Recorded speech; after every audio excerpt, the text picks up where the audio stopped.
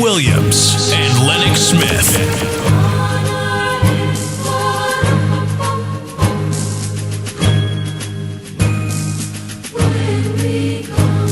Bang, bang, bang, bang, bang, bang, bang, bang, bang, bang.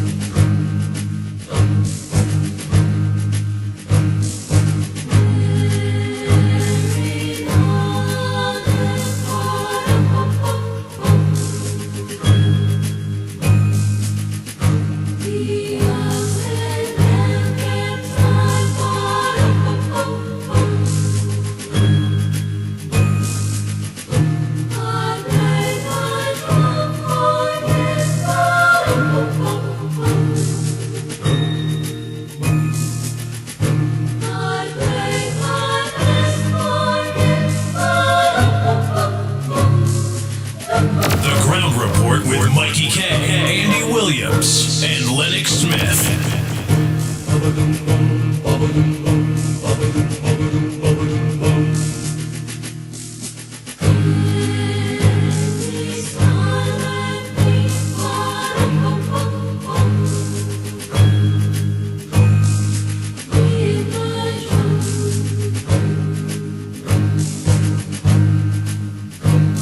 Bang, bang, bang, bang, bang, bang, bang, bang, bang.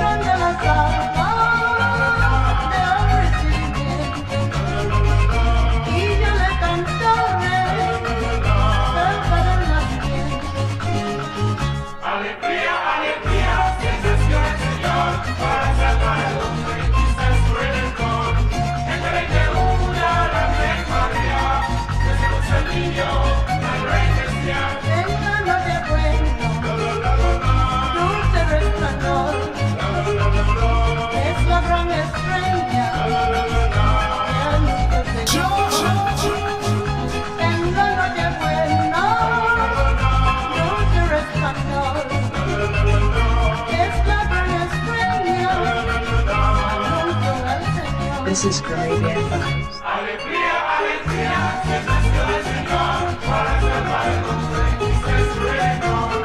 Entregue una la Virgen María, Jesús el niño, el Rey del cielo. En el comedero de aquel ganado, María parió el Dios soberano. En el comedero aquel ganado, María parió el Dios soberano. Alegría, alegría, que nació el Señor, para salvar al hombre, es su reino. Entregue una la Virgen María, Jesús el niño, el Rey del cielo. Nació un profeta en el pueblo de Belén, con una estrella en la frente para predicar el bien. Nació un profeta en el pueblo de Belén, con una estrella en la frente para predicar el bien. Alegría, alegría, que nació el Señor, para salvar al hombre, es su redentor. Entregue una la Virgen María, Jesús el niño, el Rey del cielo. La Virgen María y el Santo José son los padres buenos de ese mío rey. La Virgen María y el Santo José son los padres buenos de ese mío rey. This is Caribbean Vibes. Alegría, alegría, que nació el Señor, para salvar al hombre, es su redentor. Entregue una la Virgen María, Jesús el niño, el Rey del cielo. 12 de la noche nació el verdadero y lo bautizaron días hay de tener. 12 de la noche nació el verdadero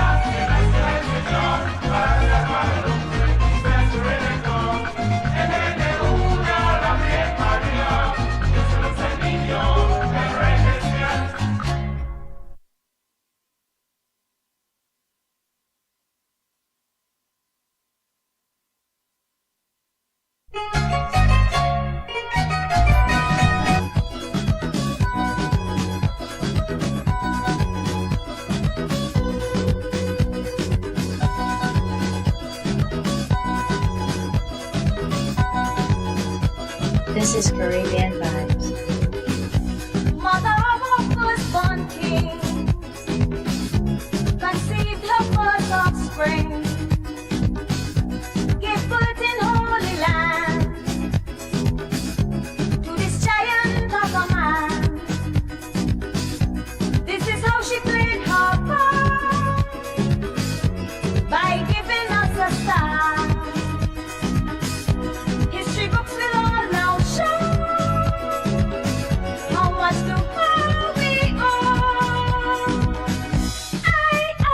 Maria. Maria. Sing Hosanna for King. In the highest let us sing. Maria, Maria, Maria, Maria. He is our Savior. Let's anoint his head with oil and serenade our firstborn boy.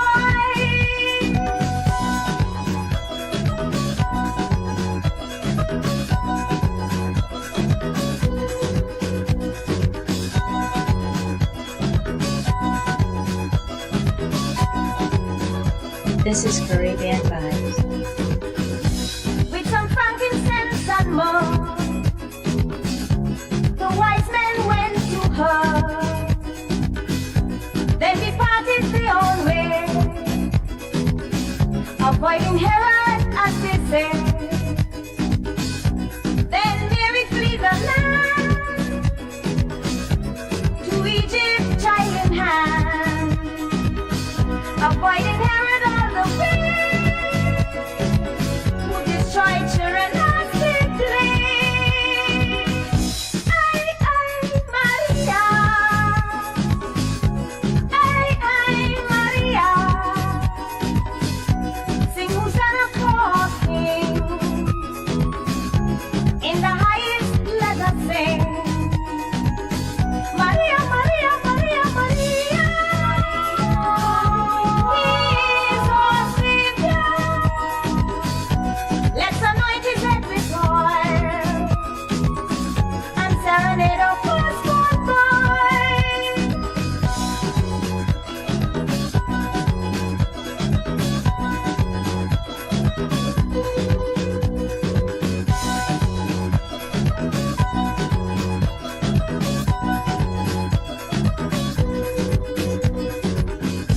Now the story goes to show the hardship mothers undergo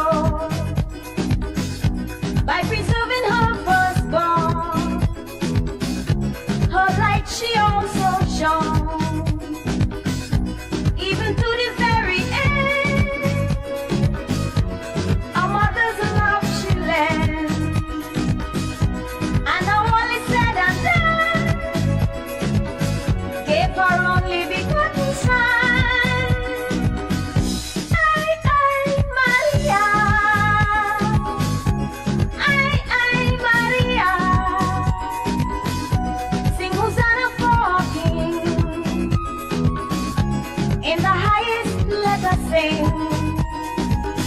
Maria, Maria, Maria, Maria. He is our Savior. Let's anoint his head with oil and serenade our firstborn boy.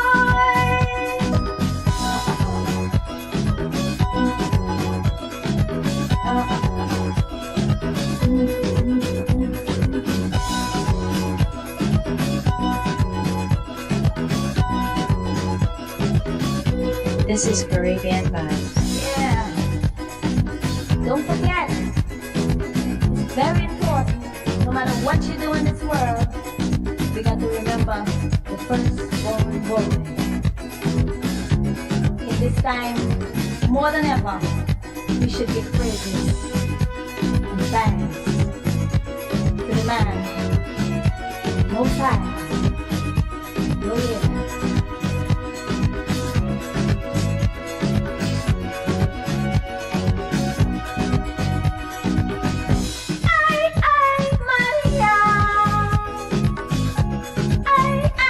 Maria. Maria.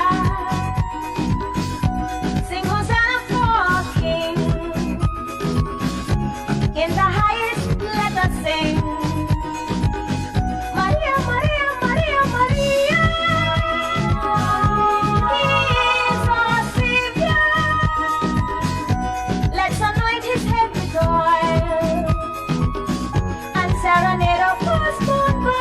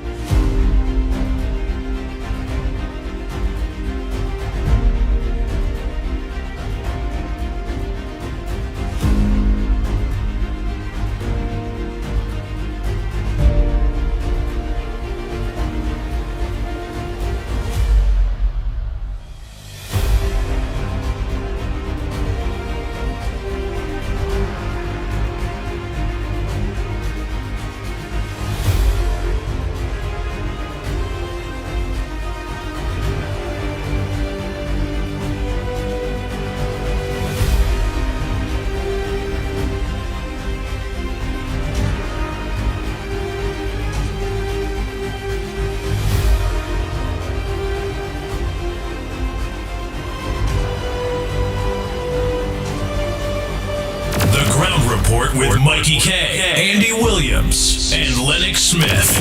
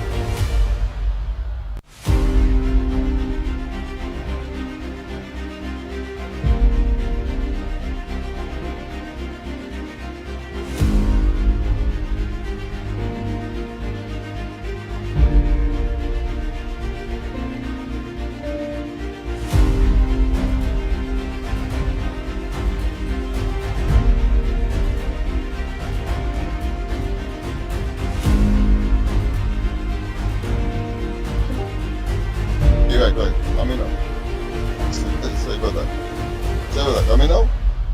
Coming now. Oh, yeah, yeah. I'm blessing good morning to all and sundry east, west, south, south, central, offensive Tobago, and wherever you are. Streaming on the world wide web of blessing good to you. Sorry about that. I thought I was called, but I was not called. And I'm here to so to speak. Yes, indeed, of course. Andy will be joining us momentarily. I have to take a early departure, so I thought I will make an early entrance, so you'll appreciate that. And of course, on a Friday, we try to address some of the issues that we may not have had time to, of course, because of the compact nature of the program. And all of this topic on any one day will not be able to be concentrated into 3 hours, but we do our best. And as I said, and I was saying, but I realized that I was soliloquizing, meaning that I was talking to myself because I was talking all the time and saying, well, we get up to 2 o'clock in the morning, read all the newspapers, and of course, I try to get all the news as possible. But sometimes, when we fall short because that topic may be raised that we may not be familiar with. But what we normally would do is, of course, we spend time and energy and knowledge acquisition as well as finance in expenditure, yes, in order to make certain that when we leave here on a daily basis, that the information is near perfect or so accurate that it is irrefutable. Nobody could argue with it. And therefore, if there's a topic that we are not familiar with, as you would have seen, we do at minimum two things. One, we consult, of course, Google or some other platform to get the information. And the other thing, of course, we pick up the phone, the old traditional way, and we call the person who may be at the center of the particular issue and from whom we want to get confirmation. And to me, as I was saying, in my own cocoon, so to speak, that is the essence of journalism. You'll forgive me with my shades this morning, but I misplaced my glasses since last night. So I had to wear shades last night, and of course this morning it has extended to this morning. But I'm glad that today's Friday, so I'll have a chance to take a look at the a fervent look for these misplaced items. They are misplaced, I'm sure. They're somewhere, or maybe in a car or something like that. But that being as it may, as I said, we would want to, of course, look at issues that we may not have touched. I want to tell you, of course, don't forget that on the 5th of January, we will be at 91.1. We only yesterday we engaged in another milestone towards that inevitability. But the details will be given at the appropriate time. I'm just getting those persons who see the ground report as their daily dose of, let's say, information. I don't want to say entertainment, even though, as I said, built into the program sometimes, as you have what may be called comic relief or a good laugh. But that being as may go, let's go straight, of course, to the headlines. Well, the U.S. military radar helped cops find $171 million drugs stash in Caroni Swamp.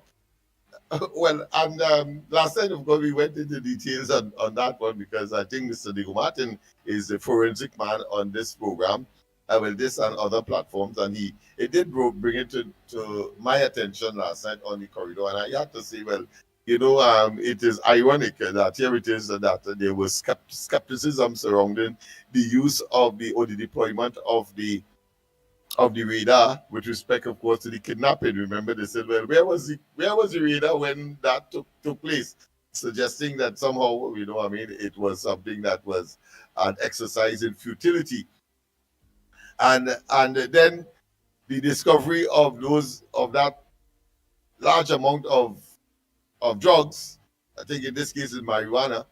And here it is, the people, when they were asked, because I think there was a survey by one of the traditional medias, they then turned and say, well, they don't think that the radar had anything to do with it. So here it is, they want the radar to have something to do with the kidnapping, right? a situation where the radar was totally unequipped for.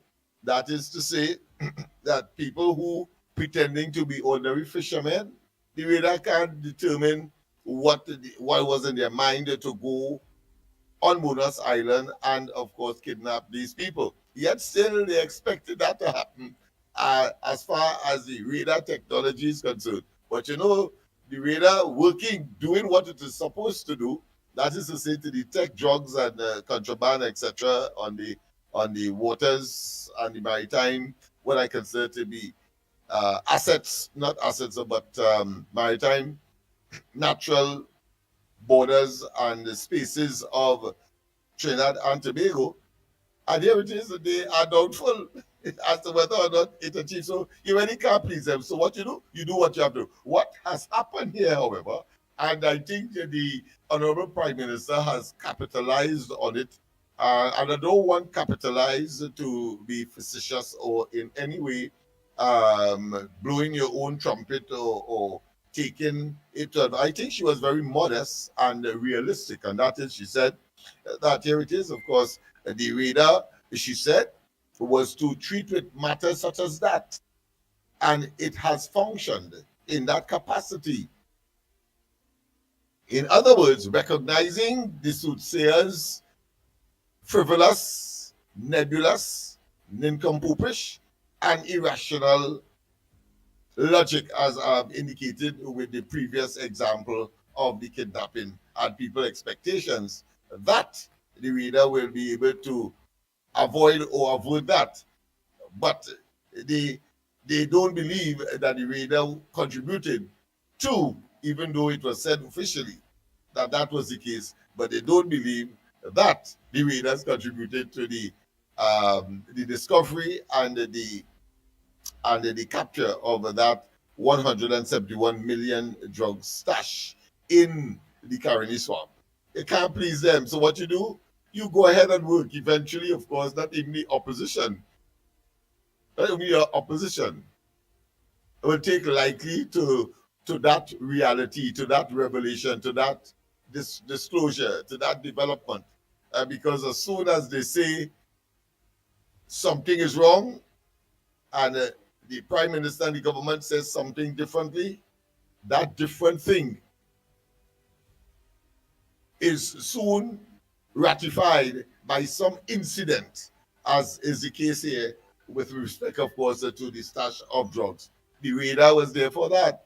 And what has happened here is that in the context of Tobago now, because the radar facility is in Tobago, what has happened now, all those that oppose the TPP, the Tobago People's Party, led by Fali, and of course endorsed by the PDP, yes, here it is, that they call a press conference for the removal, believing that somehow they have the pulse of the people in Tobago, but more importantly, that they could convert that overture into what? Into political stocks, into political currency. Well, the currency has just made a nosedive because the drugs, you cannot dismiss the potency and the significance of $171 million in drugs. Cannot attribute it to the very radar that they said should be what? Should be removed a couple of days ago. Well, I mean, that is pie in the sky for pie in the sky. That is wishful thinking. Of course, it will not happen. And of course, lend themselves vulnerable to, of course, the criticism that they're playing they're playing the fool, and that they're playing politics with a very serious matter, because Trinidad and Tobago has a serious drug matter, a drug, and all of the repercussions and all of the ripples that would include, of course, the deposit and the coming into the country of guns and ammunition, and of course, people trafficking in person. In addition, of course, to laundering in addition to, of course, fueling gun-related criminal behavior, and the drugs themselves fueling its own, what I consider to be ecology of crime, criminality, dependency, chemical dependency, meaning that people who would become addicted to these substances, and therefore creating all kinds of havoc for the society. So, what is common and what is pellucid is that what Kamala Prasad Bisesa, the Prime Minister of Trinidad and Tobago, and the government of Trinidad and Tobago, UNC Coalition of Interests, what they say that they will do, they do. And what they say, they mean. And what they mean, they say. And eat your heart out, hear them in Tobago and elsewhere. All right? So that's that. Russia, of course, vows to support for Venezuela's sovereignty struggle. Is it a struggle? Sovereignty struggle? Again, that is political, what I consider to be verbal maneuvering. Yeah, it is. To use one linguistic term, it's called semantics. Who is interfering with Venezuela's sovereignty? Without, as we often say on this program, without looking internally as to the developments and the interplay within the borders of Venezuela to get a better understanding as to why it is that all of us in the region and in the Western Hemisphere must be concerned about Venezuela. This is not a sovereignty matter, but it is one that says that here it is, the Maduro administration has captured government there. They are on a dictatorial experiment that has failed and continues to fail, in spite of the fact, ironically, in spite of the fact that they sit on the world's largest reserve, if you want to call that, of oil and gas. And therefore ought to be one of the richest countries in at least the Western Hemisphere. But that is not so. The opposite is the case. Hyperinflation, if you have to go and buy one of them kiss bread, the equivalent in Venezuela, you might have to go with a barrow full of notes that they use there. I don't know if it's Bolivar or some other note, but the fact is that that is the case. And if you carry $1 there, you can imagine the millions of dollars that you could get with the local currency. The fact is that they could hardly buy anything. So you cannot separate what is happening in Venezuela and then travel to sovereignty talk, travel to regime change, travel to a zone of peace agenda without looking at what has happened and is happening and the genesis of these discussions, whether it be that of a zone of peace, whether it be the destabilization of Latin America, the southern, at least the southern American continent, and even the Central American continent, and even the Northern American continent, which comprise fundamentally of Canada and the United States. But the fact of the matter is that what is happening in Venezuela, what has been happening and the antecedent is ignored by those advocates that are talking about sovereignty. And now you have, of course, the Venezuelans, of course, will, like a drowning man, hold on to a straw, any port for a storm. And if you are not conscious of these facts, you may well be misled, as so many have been doing, and deliberately so. I say deliberately so because they avoid what is happening on the ground in Venezuela. And so long as they cannot face and narrate and argue and take a position on what is specifically happening in Venezuela, I say that they are playing the fool, and that they have an agenda that, of course, is not concomitant. It's not in agreement with their public utterances of a zone of peace, of sovereignty for Venezuela, of possible regime change and possible invasion, and all of that has been dominating the headlines. But hardly anybody speaks about what is happening in Venezuela and Venezuela's contribution, the regime there, to the efforts and the elements that will cause the area to be contrary, or should I say, to be experiencing those building blocks that is opposite to a zone of peace. Let's not waste time. Venezuela is its own architect of that. And so long as people are not seeing that and coming with some ideological, what I consider to be mumbo jumbo and hogwash, and America want the oil and this and that and so on, and taking that narrative. The fact of the matter, and even in Venezuela, of course, the regime is regimes, of course, for its own survival, pursuing that course, that narrative. Come on. You gotta be objective, man. Even if you're in a subjective scenario, you gotta be objective. You can hate America as you want.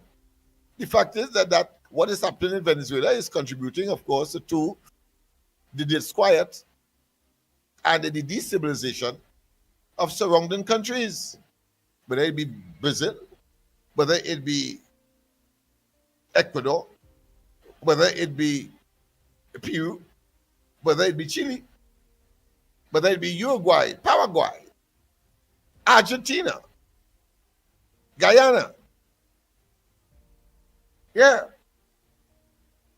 Suriname. They have been contributing to the destabilization of the area, and therefore the bellicose language, and the specter of war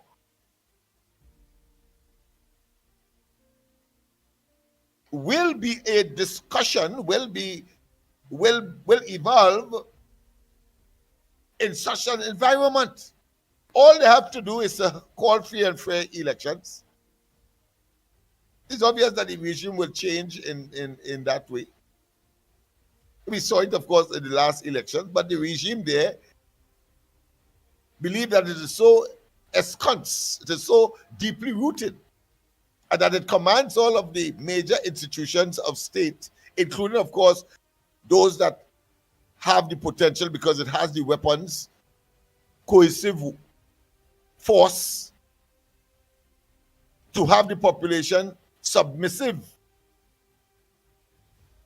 by the oppression that such an environment, social, economic, and psychological and cultural, usually conjures up and manifests. Right? So I'm not going to be wasting time anybody who think, including, of course, Russia and Cuba and Iran and China and so on, talking about sovereignty in that context, and have over 100,000 of Venezuelan citizens here in Trinidad competing with us here, and we are going through our own economic challenges as a consequence of a government of the past before the 28th of April this year, and ironically, or should I say perniciously, aligning itself with that regime, because it too remains silent on what is happening in Venezuela. It's only this government, this prime minister, had they say vesticular or ovarian tenacity, fortitude, forthrightness to say to Venezuela, you are in essence, and I'm paraphrasing here, but you are in essence the architect of the circumstances that the Caribbean islands, country, the Southern Caribbean, found itself with the presence of the American military might. That's not waste time. And that's where it has to go. That is common sense. Anybody, that's why I dismiss when people talked about the hegemonious agenda of the Americans and of course the Monroe Doctrine and all of that. Venezuela itself has given rise to that.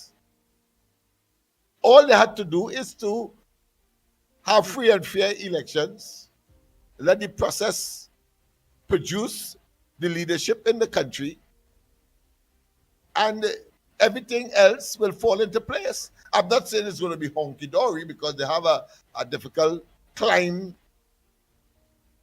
to make in terms of getting back to where they ought to have been. We understand the history and the intent, of course, of the socialist movement and all of that.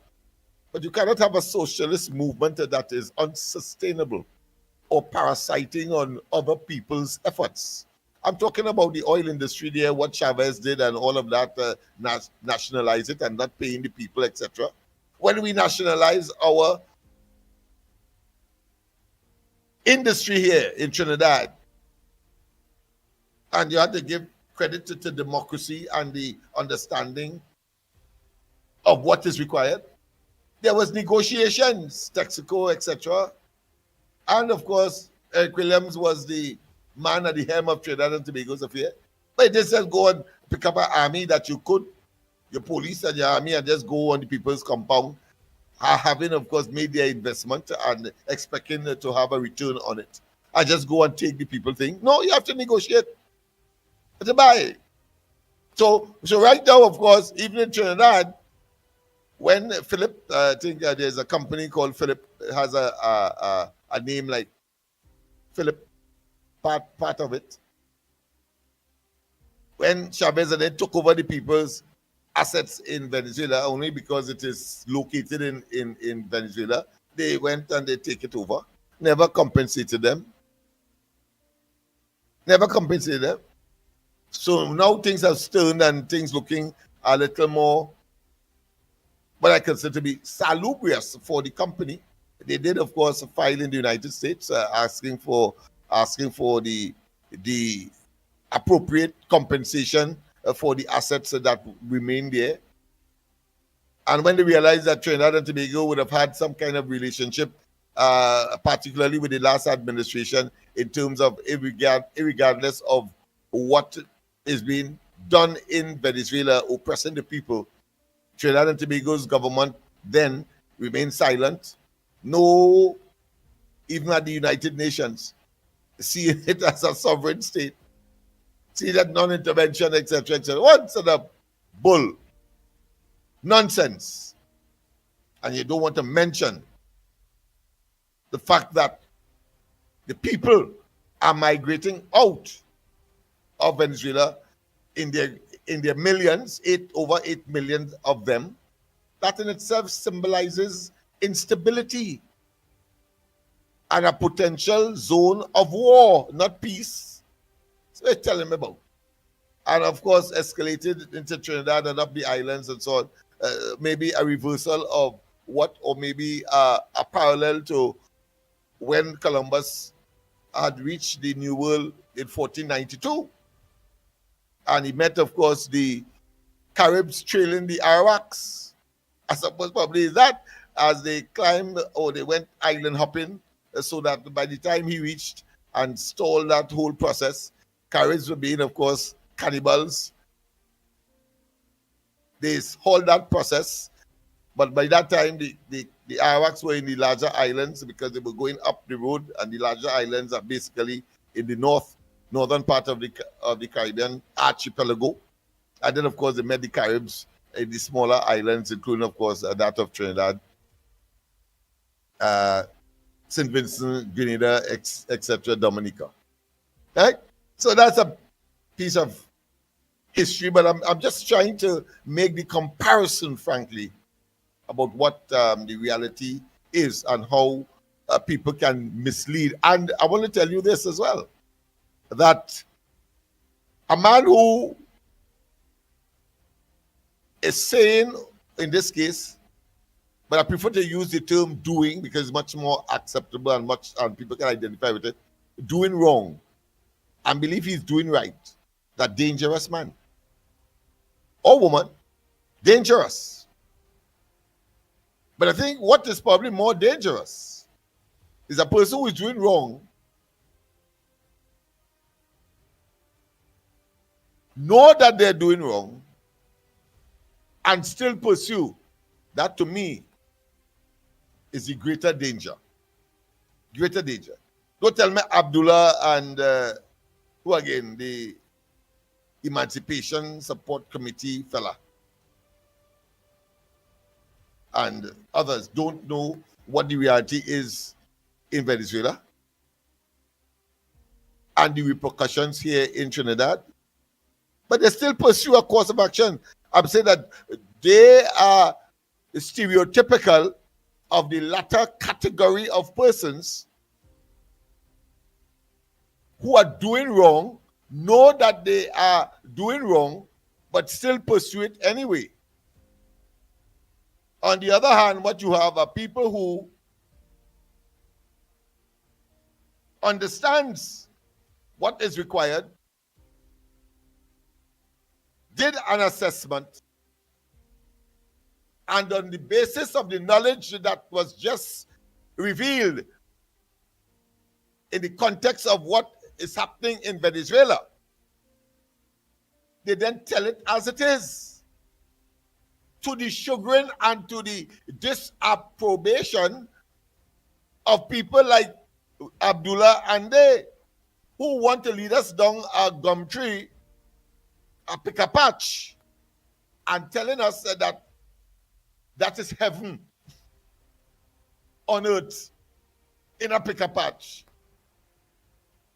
They know it full well only one thing could happen to a human being if they find themselves, particularly if they are naked or half naked in a pick a patch.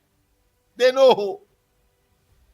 So I don't want the ordinary person who may be listening to these people because you have an affinity or because you have a respect for them. That has nothing to do with common sense and reality. And if you fail to display common sense and reality in your own assessment, then you will be inside of the category of those persons who are associated with wrong and believe that they are doing right and therefore are equally dangerous. But those that are doing wrong or saying wrong in this case and know that they are doing wrong or saying wrong, as in this case, is even more dangerous. But both categories are in the same vessel, so to speak, and is in the same crucible. Let's move on. I thought I should just interject here with respect to that.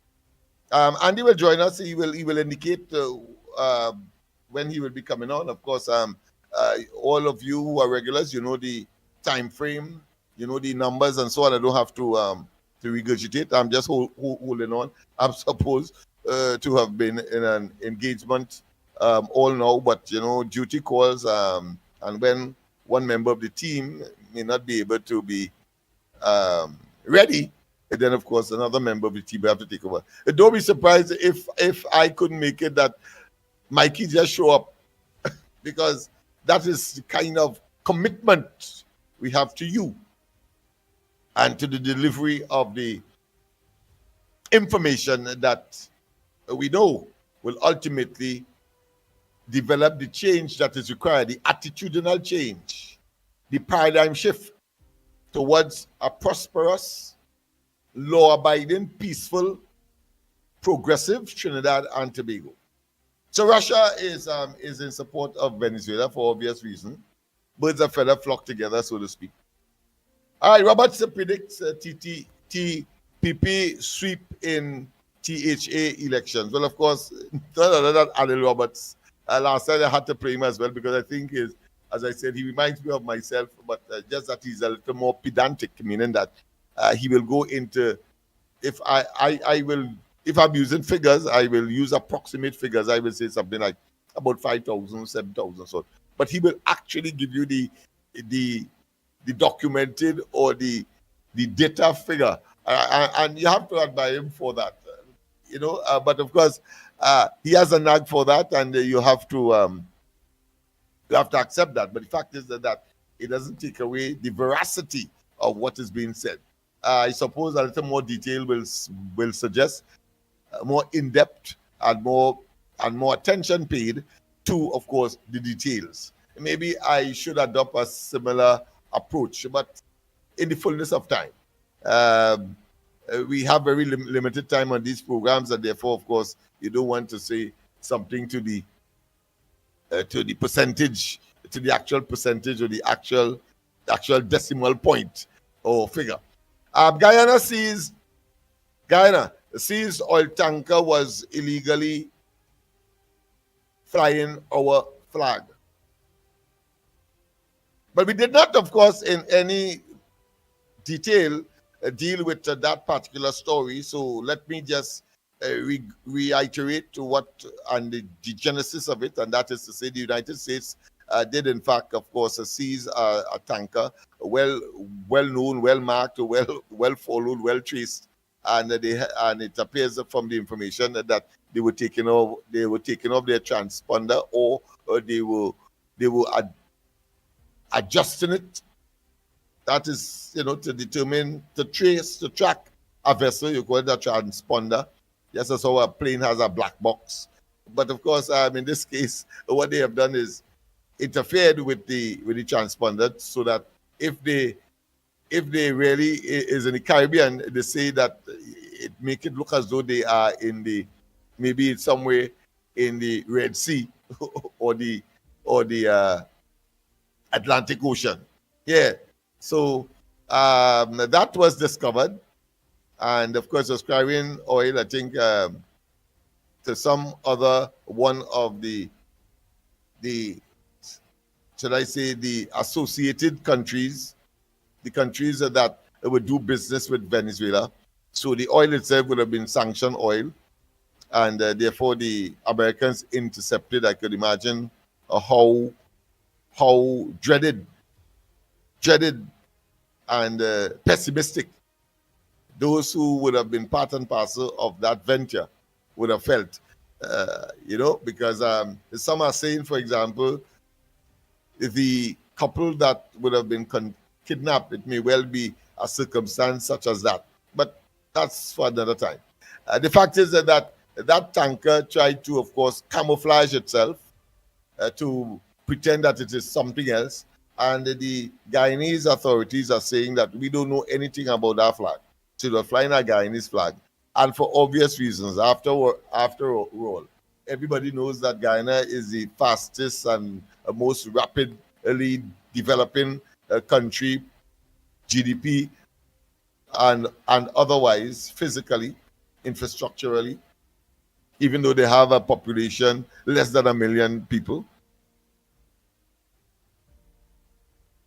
But they are rapidly, I think, is what they anticipate their GDP growth would be something in the vicinity of 8%, which is one of the highest in the world. And therefore, they could, if somebody adopt that flag on their vessel, then of course, as a tanker, for example, then nobody would be suspicious, according to those who would have been engaged in such a deception. Yes, believe that nobody would notice because, I mean, it's a tanker.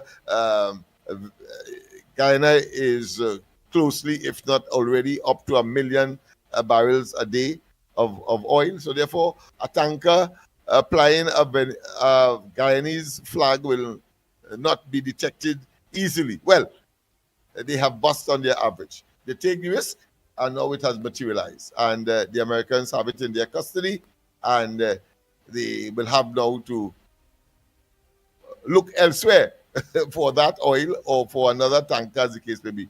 And the owners, of course, I'm sure, is in hot waters. Mostly in these days, the owners are anonymous. They do not, of course, show up on any document, their names, etc., or their locations.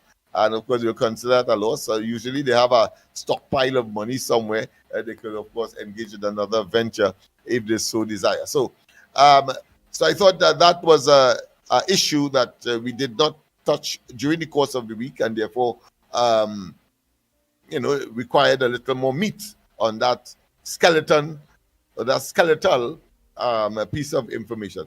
Caribbean experts explore how AI can transform tourism.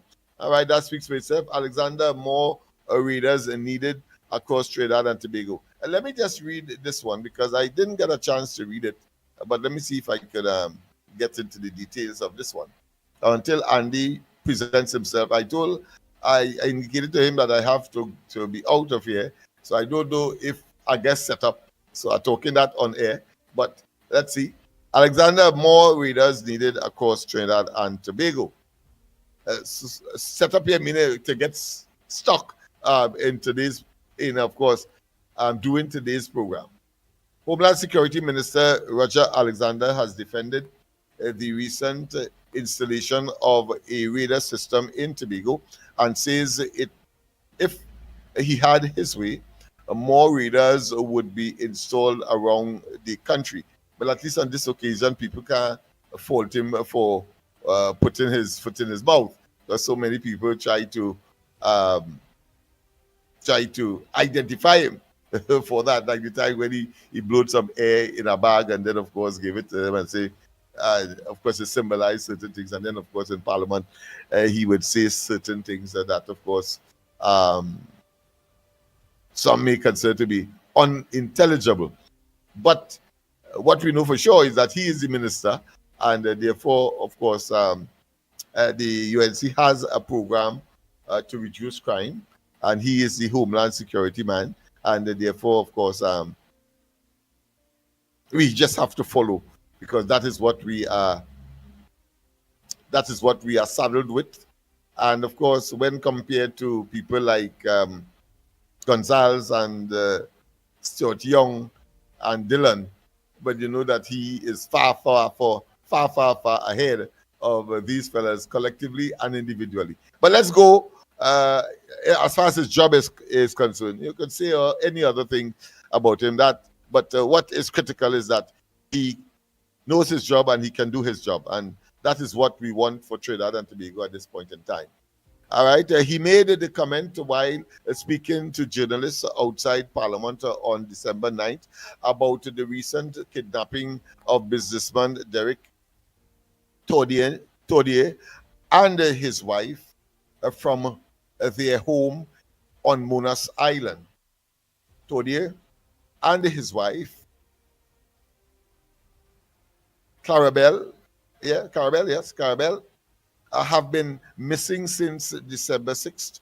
Kidnappers have demanded $2.5 million for their release.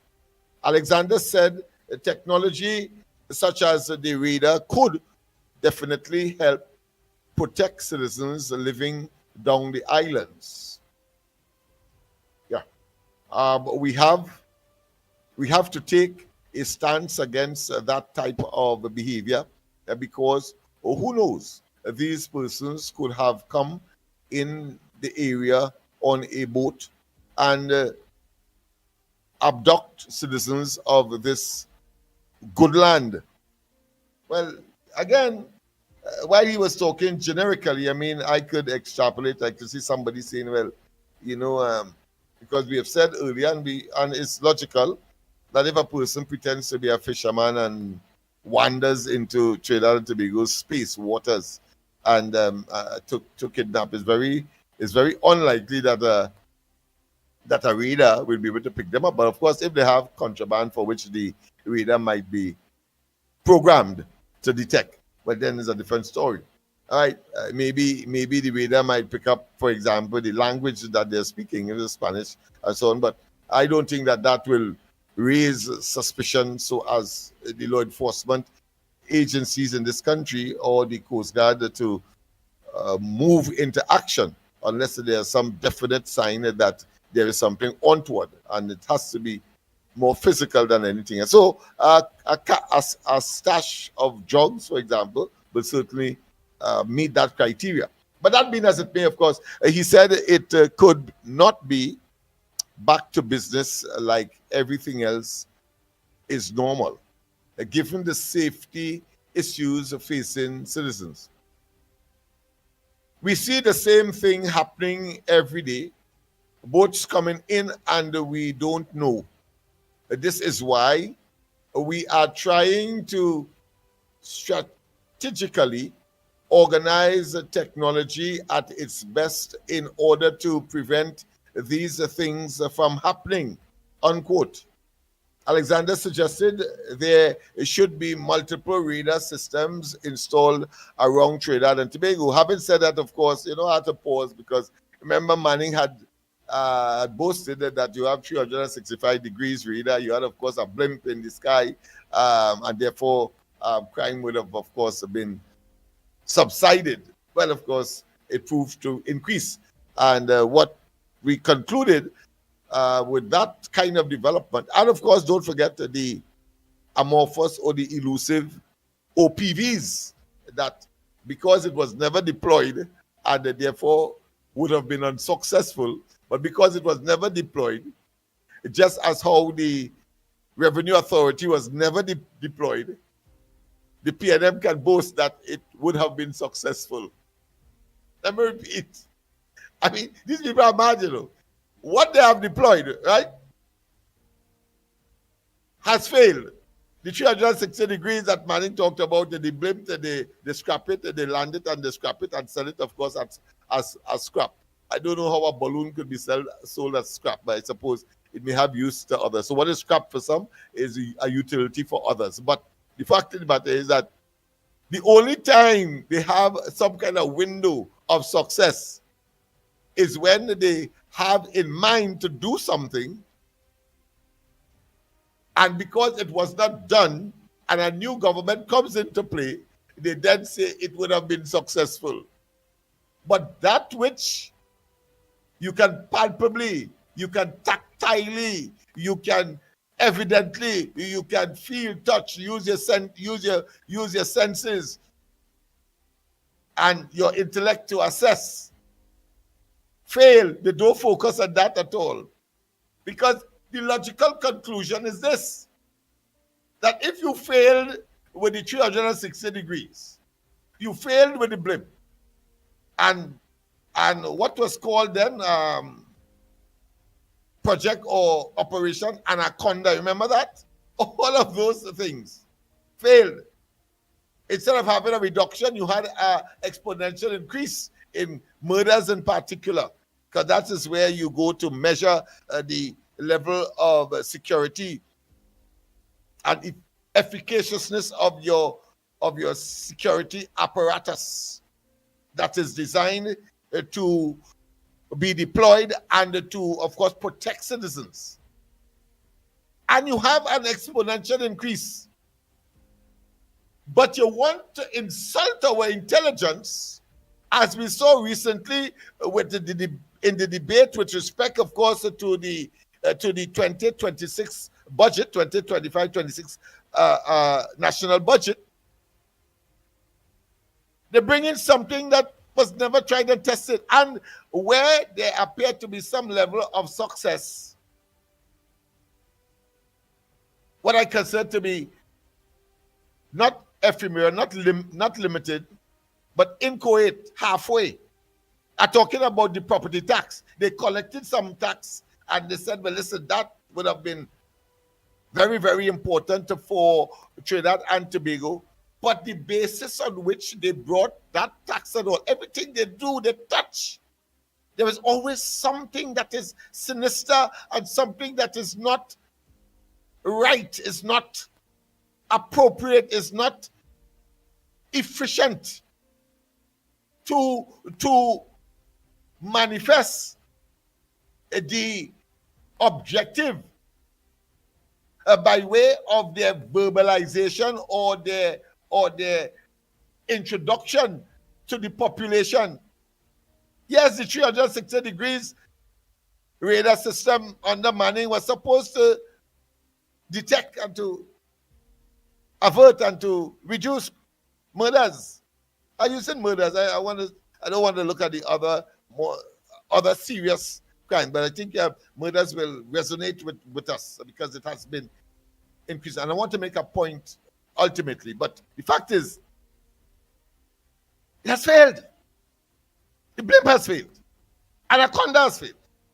And the many other, of course, schemes for national security under whether it's Manning, whether it's Rowley, whether, of course, is Stuart Young. They cannot escape. They are joint at the hip, joint and several. Yes, they're joint at the hip, almost like Siamese twins, if not more. But the fact is that they have failed. So, in the recent budget, they then say, listen, the Revenue Authority would have brought in, even though there was a debate at the level of skepticism that the opposition then, now in government, but the opposition then had brought to the fore, including, of course, ordinary people like myself. That government and that party having displayed, of course, uncanny ability to get and to undermine independent institutions. You can't trust them. But nonetheless, that doesn't stop them from saying, well, listen, because it wasn't tried, you see, they say, well, listen, the Revenue Authority would have. But then, of course, you may want to criticize me because say, well, all right, well, if you're saying that the Revenue Authority was not tried and therefore is consistent with the other arguments of failure, then the property tax started to collect some money. What do you say, Smith? What do you say, Smith? Of course, I'm creating my own questions and answering it. Just call hypo kafia or something like that. But the fact is that hypo foca or something like that. Anyhow, the point I'm making is that you're gonna ask me, well, listen, well, the property tax shows signs of doing what at least they said that it will do. But there is another flaw in that again. They could never do anything upfront and leveling with the population. You see, based on what they said about property tax during the 2015 general elections, they ought not to have been. They had no moral authority to engage, far less to implement a property tax regime. That's the point I am making. So the credibility and the sincerity, because itself proved to be onerous. Because when the land and building taxes was to be reintroduced by the UNC under the same Hawaii, who is today, of course, governor of the central bank, and he was Minister of Finance, he did indicate that the land and building taxes, what we knew before, you pay $80, $100 where it is, and of course you go to your Inland Revenue Department and you get your receipt for paying your tax for that particular year. But even in that situation, and when Rowley was up and down the place saying that they will never engage in property tax, and that property and the matter of taxes of that nature was already addressed because Hawaii and they are putting that in place. So just saying that when they come into office, they will, of course, look at the land and building taxes. And of course, nobody, because you see, there was the criticism as to why the UNC did not, of course, repeal that piece of legislation when they had the opportunity between 2010 and 2015. But if a man who is the leader of any party, in this case the PNM, we're telling you, listen, Larry, Hawaii, and they have already dealt with the tax matter. So therefore, anybody saying, and those were his words. It's very close, if not paraphrasing, but is in essence that is what it is. He said, listen, it will be dishonest for anybody to say that when any PNM coming into office, meaning him as prime minister, that they would engage in property tax.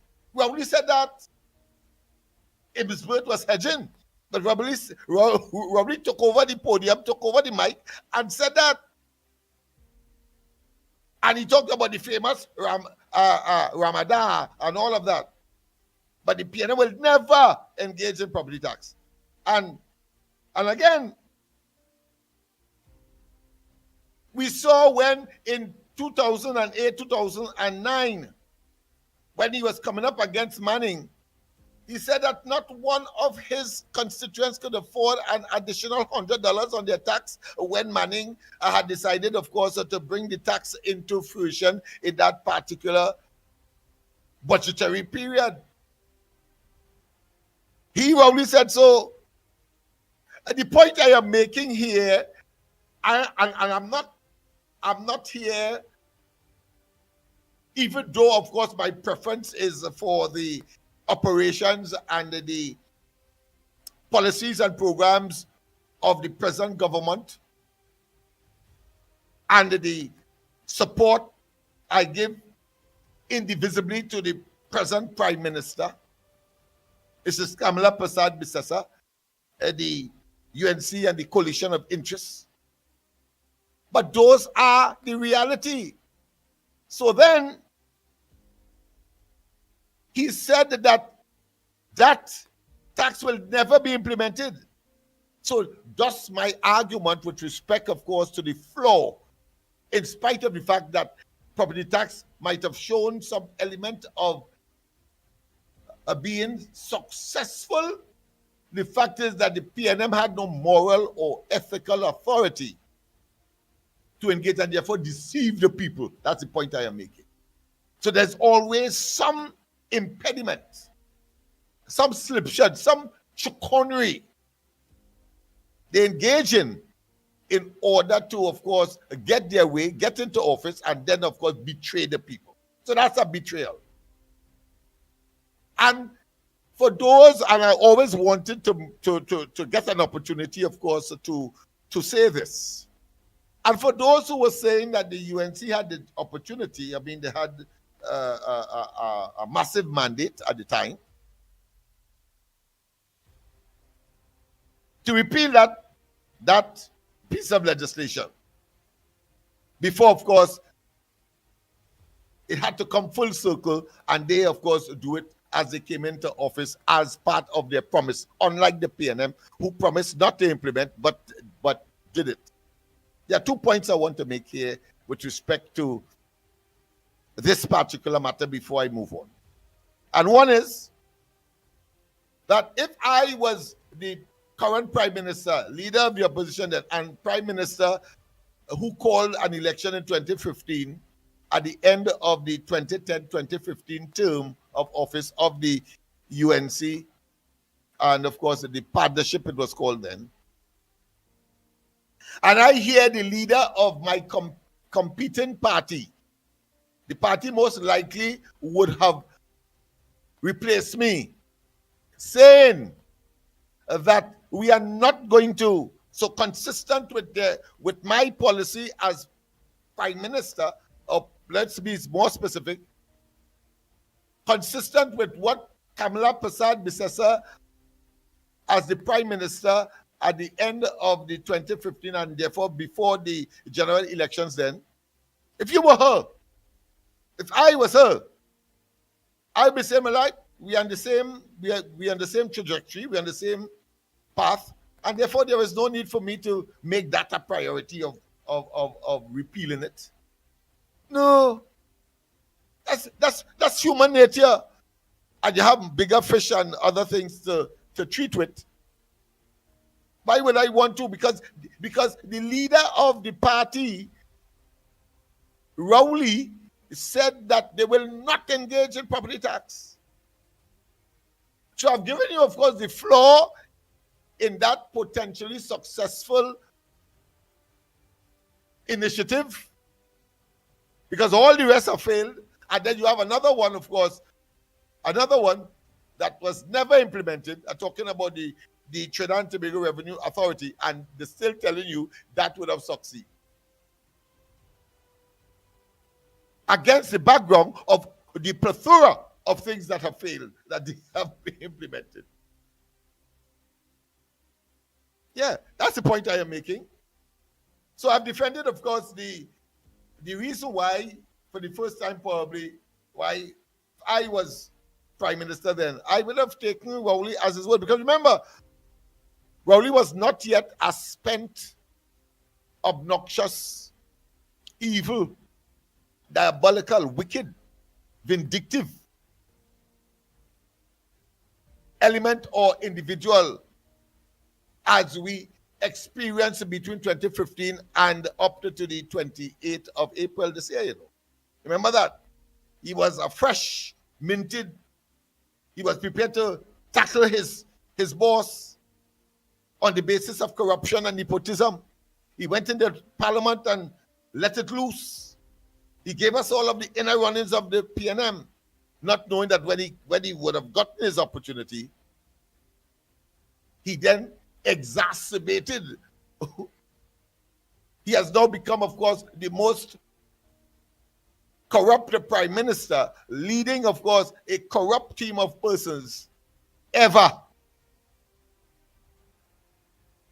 And of course, he make whatever he was accusing Manning, I'm talking about the deceased Manning as prime minister of, look like child's play. Child's play. Child's play. But that was the deception that the deceptive persona that he projected, and the people fell for it. Whilst we were telling them, no, that man is dangerous. That man is engaged, of course, in camouflagery. That man is engaged in if he was a detective, he would have been in incognito. Yeah, incognito. He told them that, but of course they didn't listen, and of course the thing came full circle twice. 2015 and 2020 came, and then of course the 28th of April came, and the people finally realized, just as in Tobago.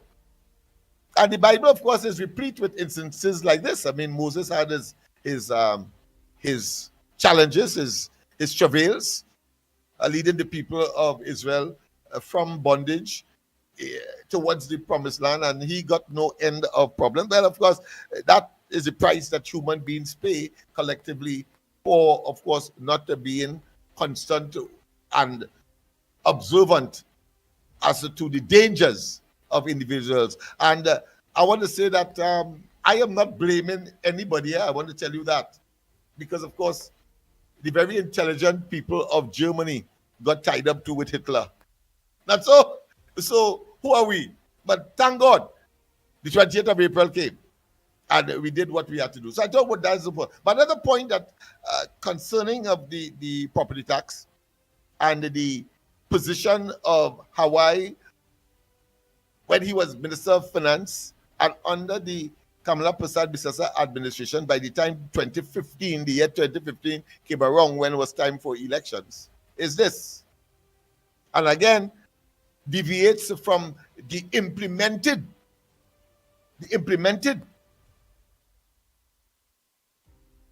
property tax by the PNM under Rowley. and this Churchill. And that is when Hawaii mentioned, according to Rowley, so the records are there, so it could be verified. According to Rowley, when he said that they will revert to the land and building taxes, I think by now we know that there's a vast difference between the land and building and that of the property tax, even though, of course, Imber tried to tell us that it was one and the same as part of their deceptive, of course, agenda as usual. So we know that was inevitable and it was idiosyncratic of these fellas. Sometimes you believe that they are bipolar. Sometimes you believe that they are schizophrenic. Yeah, there are two different personalities. Tell you one thing here and then say something diametrically opposite on another occasion about the same thing. But the point I'm making here is that here it is. Hawaii, according to Rowley, said liability taxes will be returned, but they will start with the industrial owners of the land and building tax regime. And then they will go on to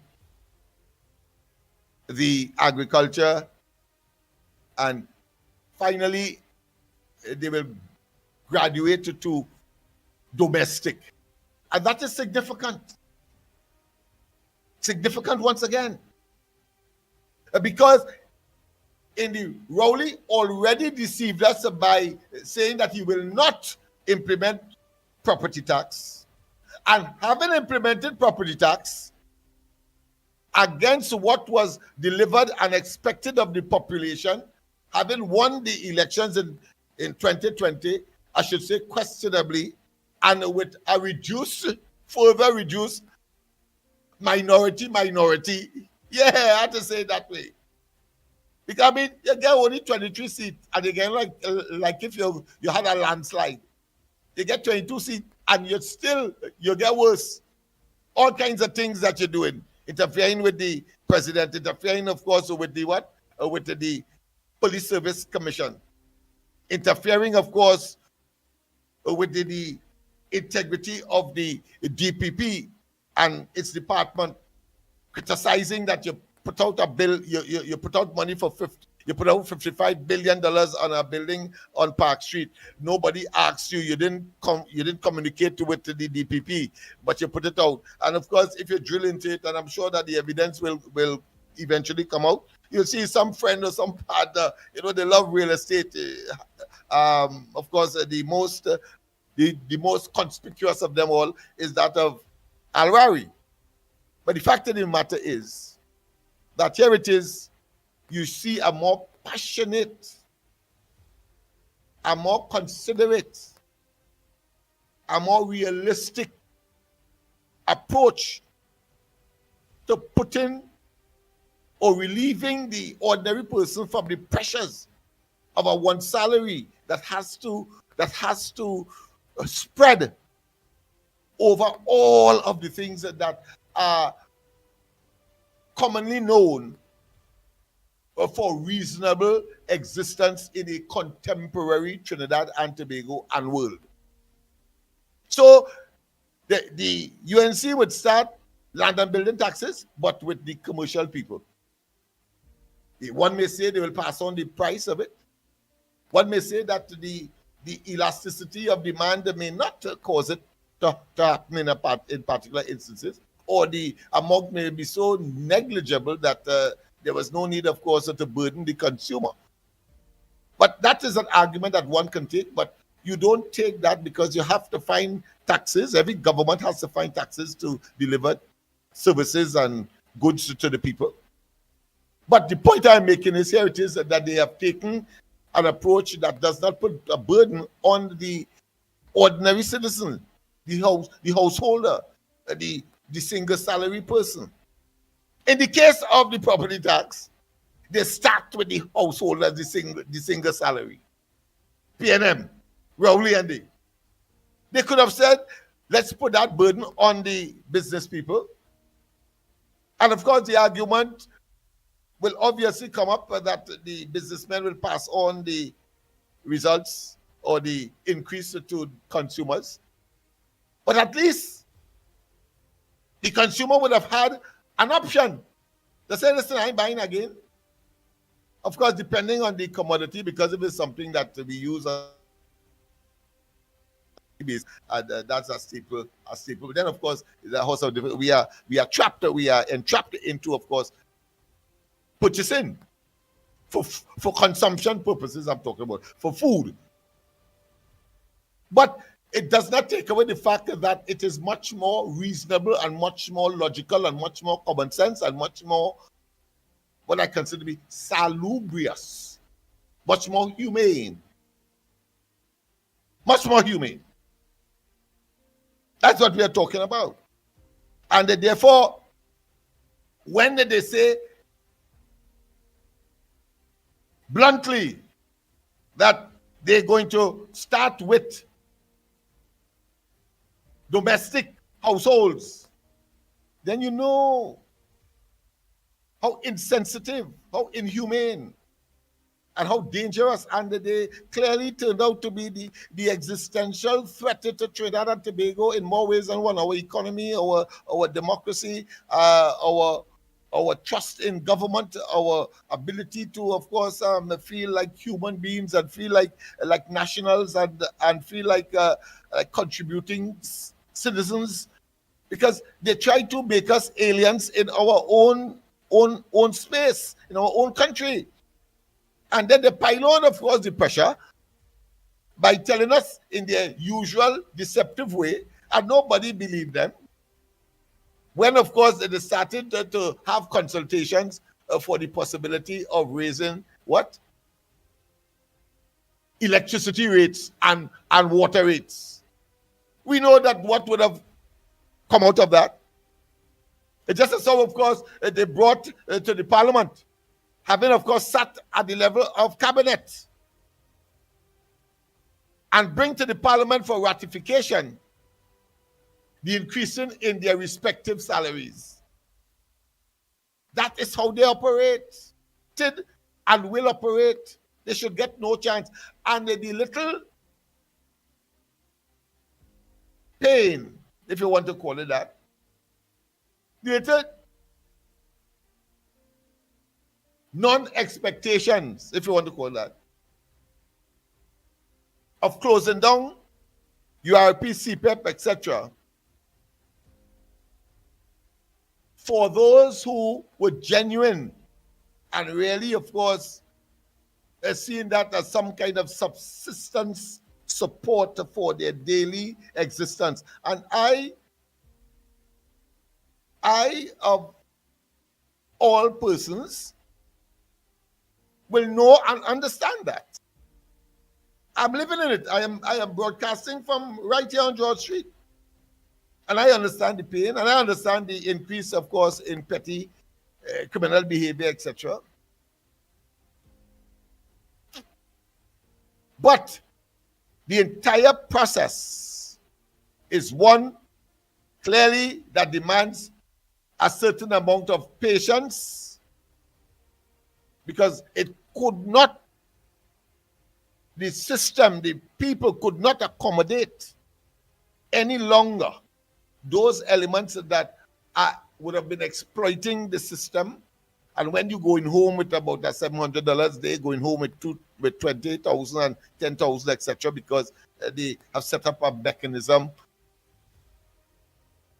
that, if to use a sociological term, they have developed a subterranean culture. Subterranean culture.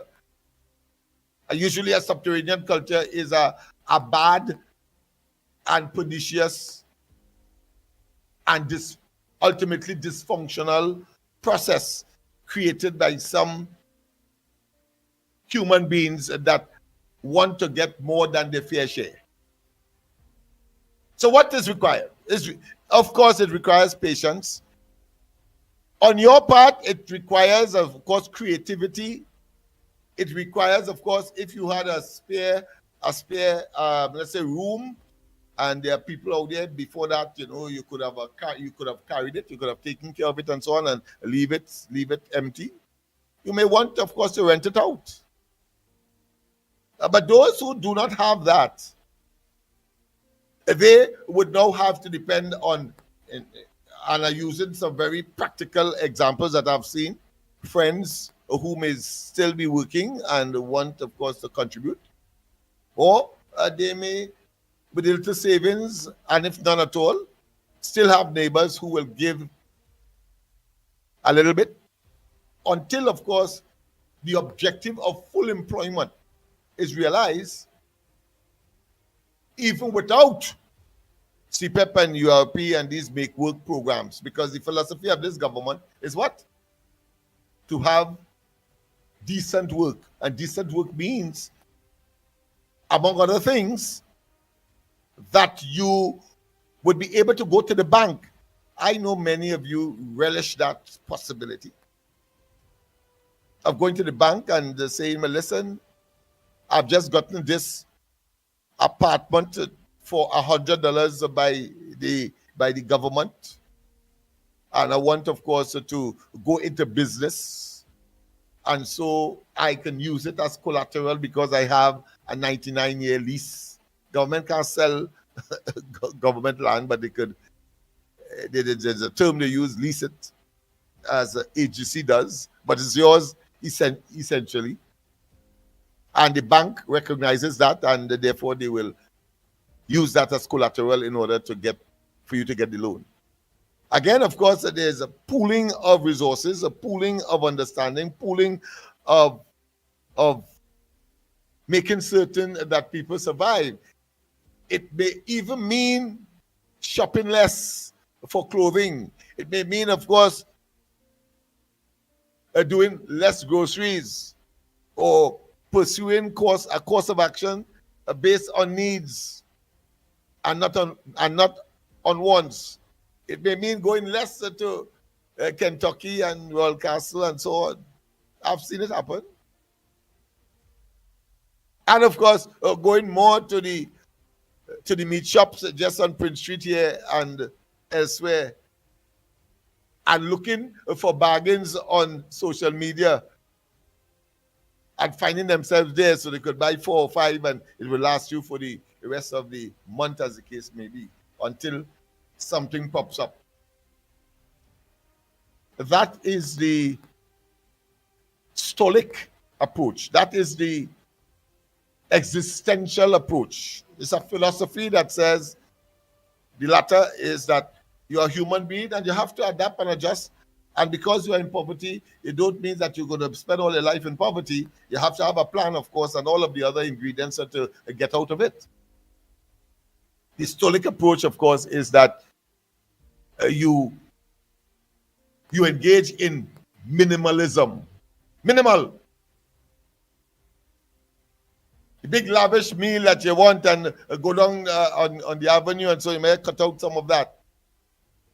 And that is temporary, and especially if you have children, you want to know that you're making the sacrifice for them to enjoy what you would have missed.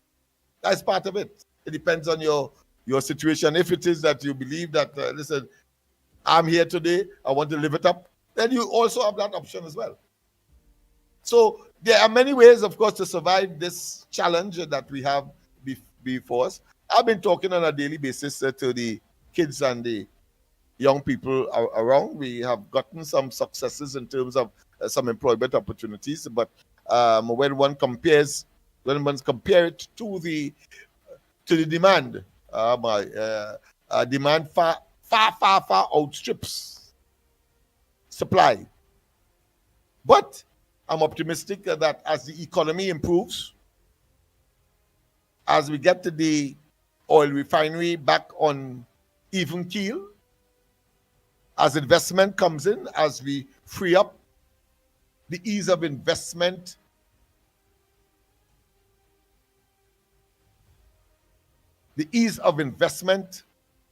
ecology, platform, if you want to call that.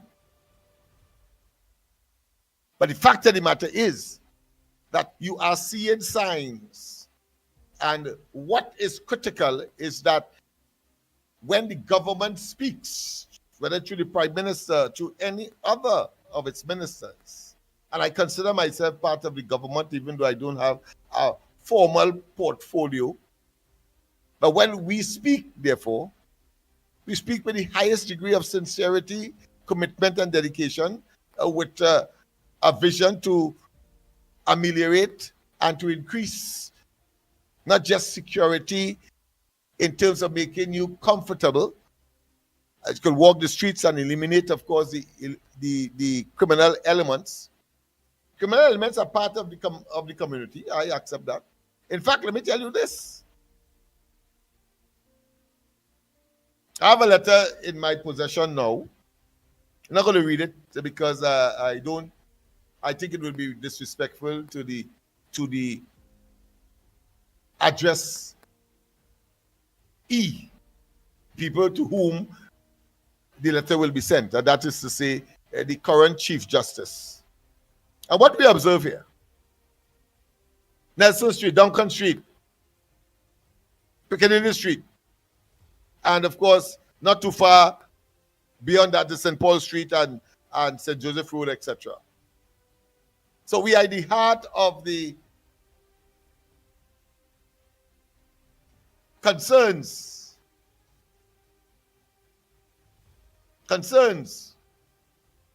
which all of us have. We are in the heart of it. So what we have done, we have discovered that, and I want to also remind you of the incident that gave rise to the first SOE under the Gone administration outside the Besson Street police station, when a guy went, of course, to sign his attendance book as dictated by the magistrate as part of his condition of bail. And what transpired, and of course that triggered the possibility, the fear of the police that there will be some bloodbath as a consequence of rival response. I'm saying all of that to say that the letter that I have to the Chief Justice is one that says that we recognize that there are a number of young people, young men in particular, who have court matters. Virtual courts have become the order of the day. There's no physical court per se, and where they can avoid it, physical court, they do, in preference for virtual court. So you stay wherever you are and you can engage the court and make your case. Let me just take this call. President, good night. Good morning, sorry. Sorry. Yeah. Hello? All right, yeah. Hello? Yeah, Andy not here, boy. So I had to go solo. He set me up because I told him I had to go out. And he told me, just come in, you see? So I had to postpone what I had to do. Yeah. So what you want to do? I could put you on my mic here. I could put you on my mic here and you'll get through. Okay, hold on. Oh, wait. Oh, sorry about that, but call back. I pressed the wrong knob. Call back. I'll put you on my mic, and I think it wouldn't be as right.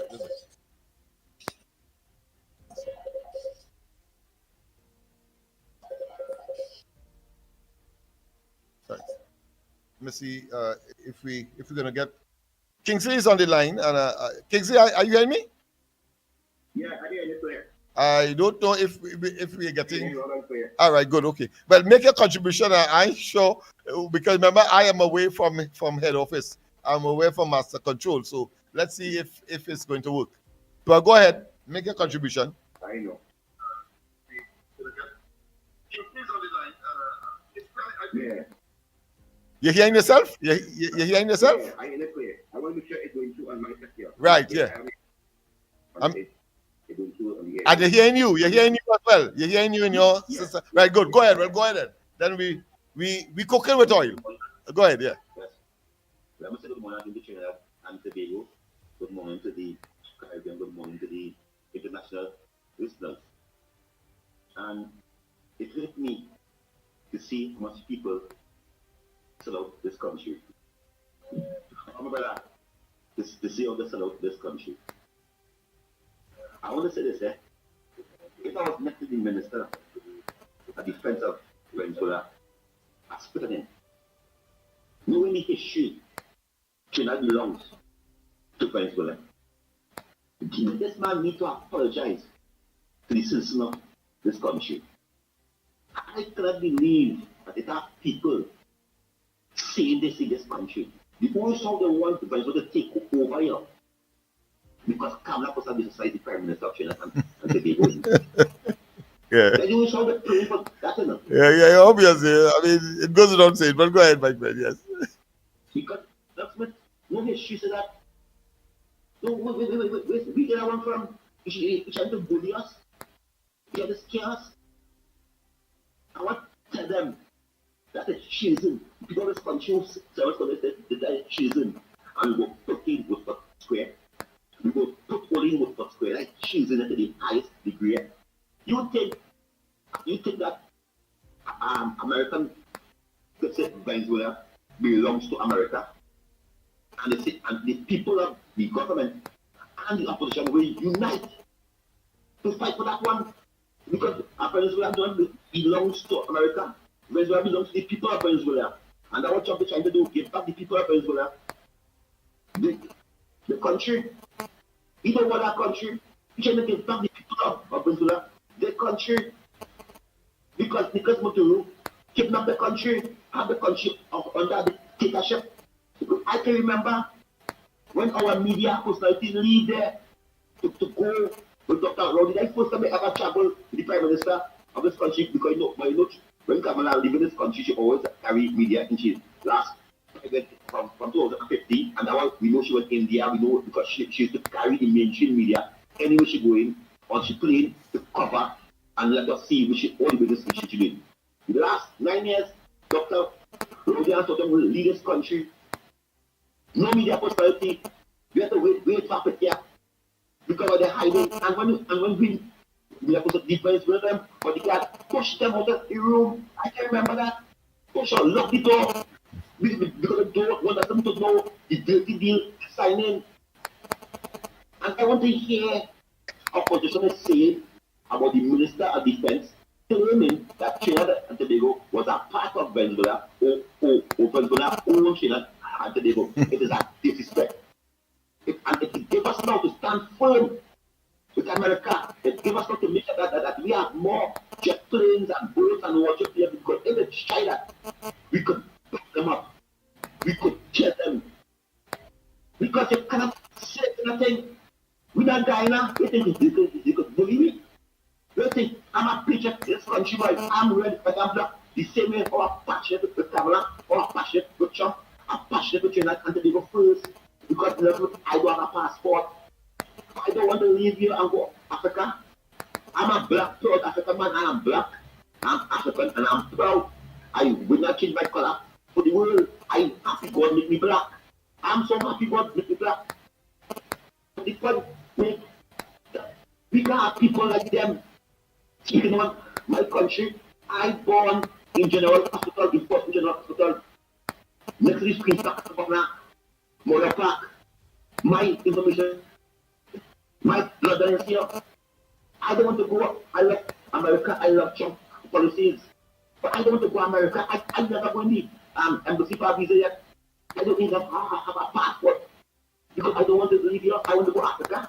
Me, Kingsley, I want to go to Africa. Like one, a man tells me, Kingsley, Africa. I said, Africa. I said, no. I said, my ancestors come from Africa. And they meet me here. My ancestors and them, my boys get the soul wherever they are. What make a way for me in this world.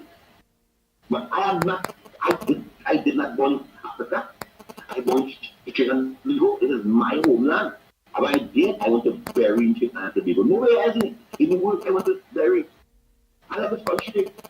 And I tell them, if the government, my country call on me to serve and to fight, I am going forward. I'm going to give my life for the rest because I believe in this country. So I could jump on a plane and go Iraq and go China and go Venezuela. I can do no way. I don't know. You can go Osaka. China to Japan, Brooklyn, and go India or Africa. I don't want to add the Trinidad and Tobago. And I believe that none of them who coming out and trying to be politically correct, who trying to be this best of introduction, to say, yes, we want to belong to Venezuela. I want to tell all the right cheese in it.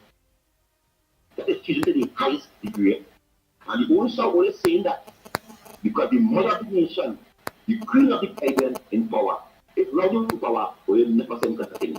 We will never condemn that and things like that. I think that it's more talk shows. I'm going to talk shows. I can ask him, why did I bypass that? How could you bypass that? Because he hate Trump so much. But I don't watch that person as a white man. I watch him as a policy. Trump policy that transgender man mustn't play in women's sports. I support that. That's what I believe. I believe that it must be that you can cast for the world. I don't believe that. I don't believe that when a child reaches 15 years and he believes that or she believes that they have a feminine in them, they must take the step into that boy. You make a step that what make you a female? Why you want to take the step into a boy? What make you a male? Why you want to take the step into a girl? This is madness, and Trump said that allow this. We only have to take boy and girl, woman and man. Nothing else. We're still about transgender. And now we hear that the Minister of Defense trying to tell us, my land, my island, my country, I spit on your body. I spit on your head. I show my life. I take him. I spot. I spit. I want to tell them we must inform on the Minister of Defense because he have a bounty out for either trafficker down. America say either trafficker in a terrorist. That's what America say. And I believe them. We must send them out politically. We must inform them politically. The government of this country must give America information about this whereabouts. Anything we know about Venezuela, we must give America it. Let America go in and give him money. To tell America, it is time to go in there. It is time to clear up. It is time to send them like a Japan, clear the way for the soldiers to go in. That was a disrespectful statement. I take homage for it. I'm feeling hurt. I'm feeling disappointed with this country. We are united because the opposition and the government must unite on this one. I know. The government and the opposition must unite on this one and tell the Minister of Defense, mind your business and the way this country belongs to the people of Trinidad and Tobago, the citizens, the Indians in this country, and the Africans who the majority. We own this country belongs to us. For over 100 years, we don't hear. This is we land our chain, 1 year, our chain, with the studio, our chain, growing up here. So you come and tell us which country, and that's Spanish country now. I want to tell you this as I go, now you come back, looking at I hear you, my man. I hear you. You're annoyed. Go ahead. Yeah. Yes, that's that. Cross, because don't disrespect my land so by don't come and tell what we come to you. And I want to say again, my family knows. For all of this, who happy the Minister of Defense of Venezuela said that because some like in power, or you want to man come up here and shoot you and kill me, come out get out of power. I tell you, when war starts, look, Ukraine, it's when war starts, there's no typical election. Even the war starts in this country, the constitution say no. We have to see about the war first before we start our election. Ukraine will go on for 3-4 years without calling an election in Ukraine. So all we wishing for that power. So we will get that early election. Right? No. I want to say for the people of Trinidad and Tobago. God continue being that Chile, the guide of this great island of Trinidad and Tobago. And long live Trinidad and Tobago. Long live the people of Trinidad and long live it.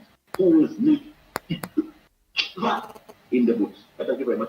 I just had to call this morning to say this. Yeah, man, no problem, man. It's a pleasure because what has happened, people, as you notice, we found a way to get you involved, obviously, and I want to thank Kingsley for that initiative. So what I'm saying is that you could call the number you see across the screen there, 337-6940. As belated as it is, what's the time now? The time is just 27 minutes past the hour 8 o'clock. So we have just about half an hour again. So if you so desire, then of course you can call 337-6940. Not any of the numbers that you would get at Master Control. See that we have found a way, of course, to get your information out there. So I don't have to engage, of course, in this protracted monologue that Andy has, of course, entrapped me into. Yes, I use it strong language, entrapped me into. I told him that I have little appointments and so on, but that's how it is. Commitment is commitment, and we have to go until 9 o'clock, so I have to postpone what I have to do.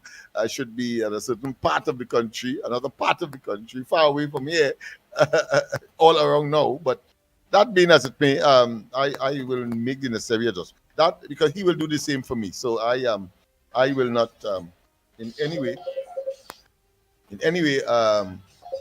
be angry or angered about that. A pleasant good morning.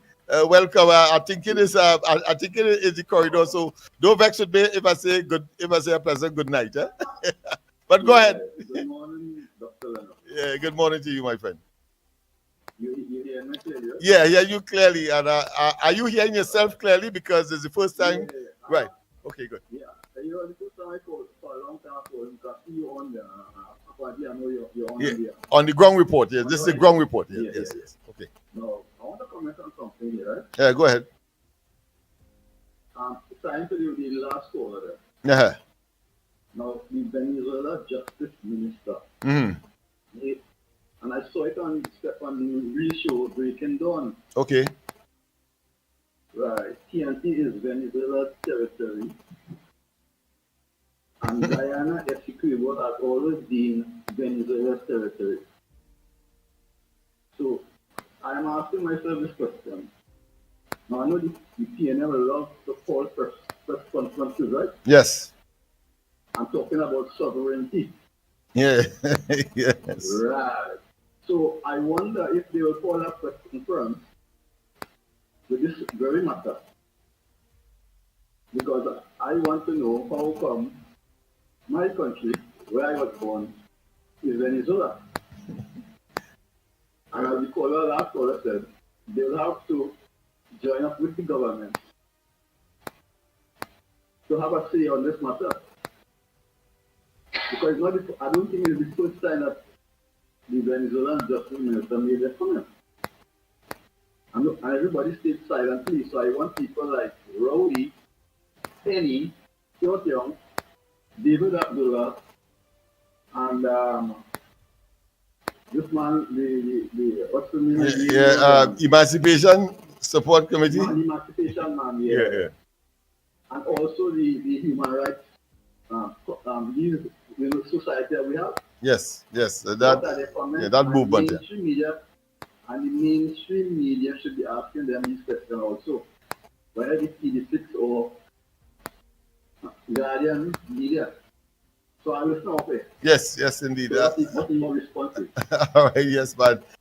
People. So we got an opportunity to engage. So please take advantage of it for the few minutes again that we have. 337-6940. Call that number. WhatsApp only. WhatsApp, and of course we will engage. I did realize that the technology existed only because, of course, we have set up in such a way where Master Control is where Andy is, and I'm in a different place, and Mikey is in a different place, and all of us synchronizing, we get the job done on a daily basis. But it appears that today we can of course engage in terms of directly through Real Media TT, because we are on the ground report. So if you want to call, and let's test the system and get your 2 pence in. I want to commend, of course, the last two callers, the only two callers so far anyway.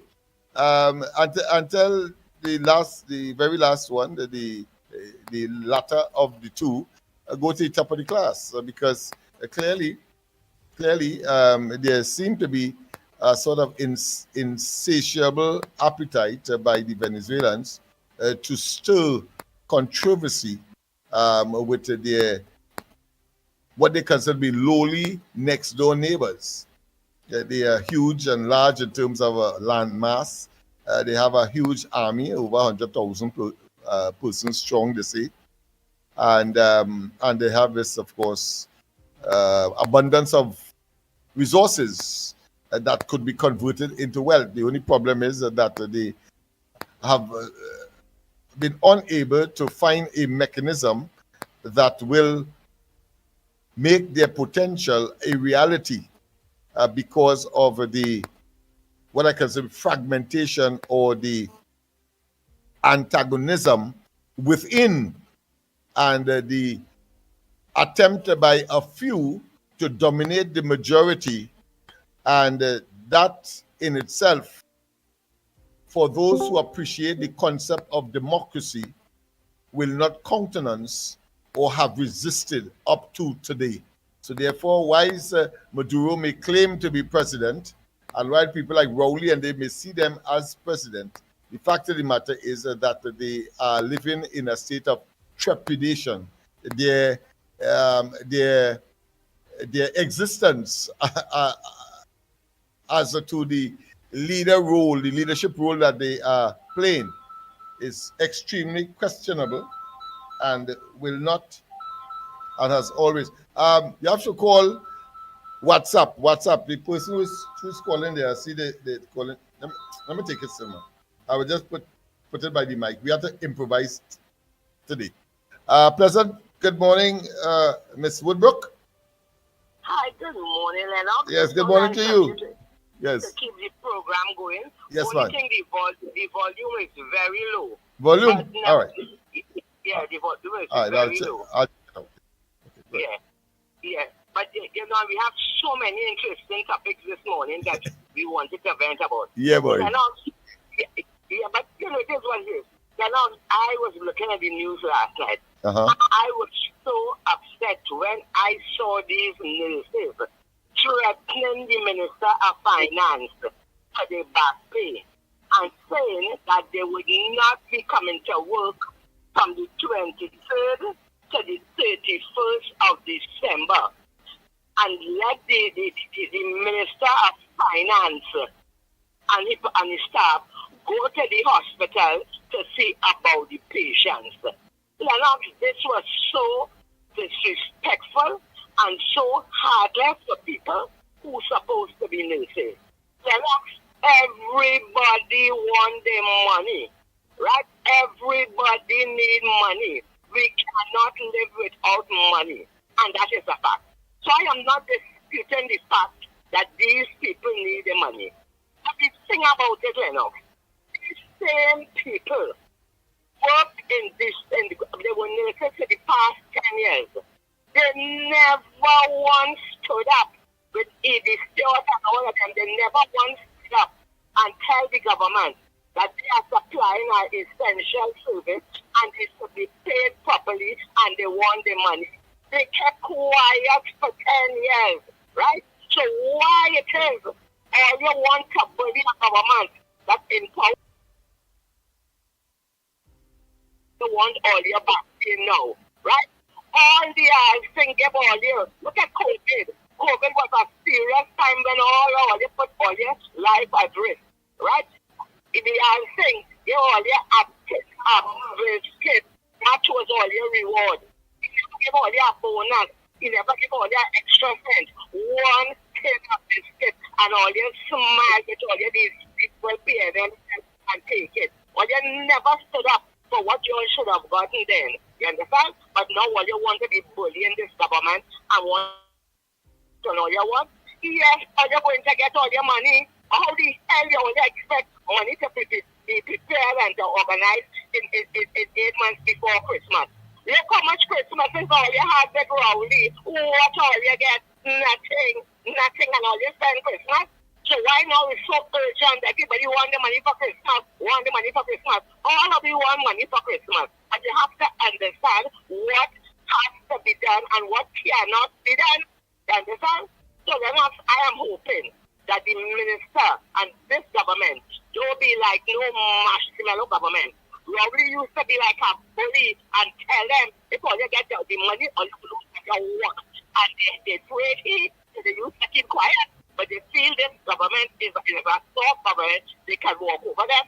And you know, I want this government to be, they humble and things. But because all of them who ain't come to between the 22nd and the 31st, you know, they should be looking for a work in 26. Take the retired nurses, plenty nurses out there got employed. You understand? Take these people to work, and them who want to get a political government, let them go home.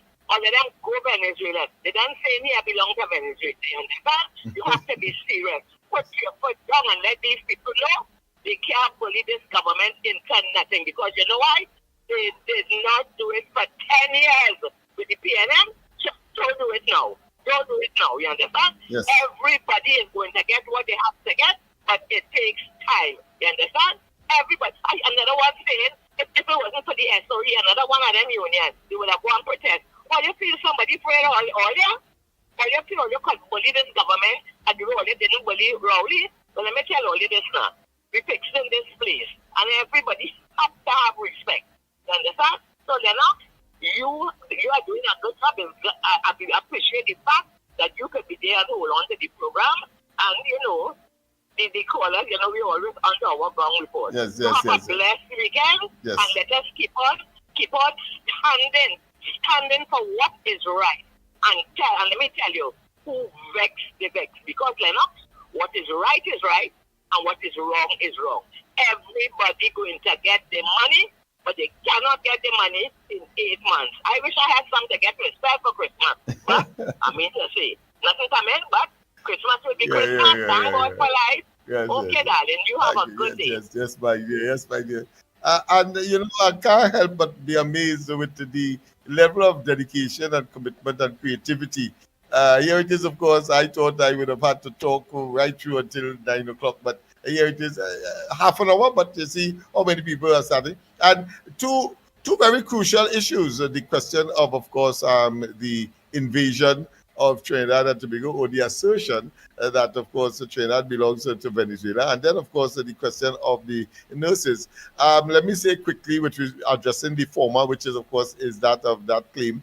Well, historically and otherwise, the Venezuelans have no claim, right? If anybody to claim Trinidad, is the Carib and Arawaks that has been decimated. They have become almost extinct. And if they are not, they are a fraction of themselves in terms of blood and DNA composition. So let's not waste time with them. And when one looks at the historical development in terms of the Spanish coming because of Christopher Columbus coming to the New World, let me see if this call turns up on the system.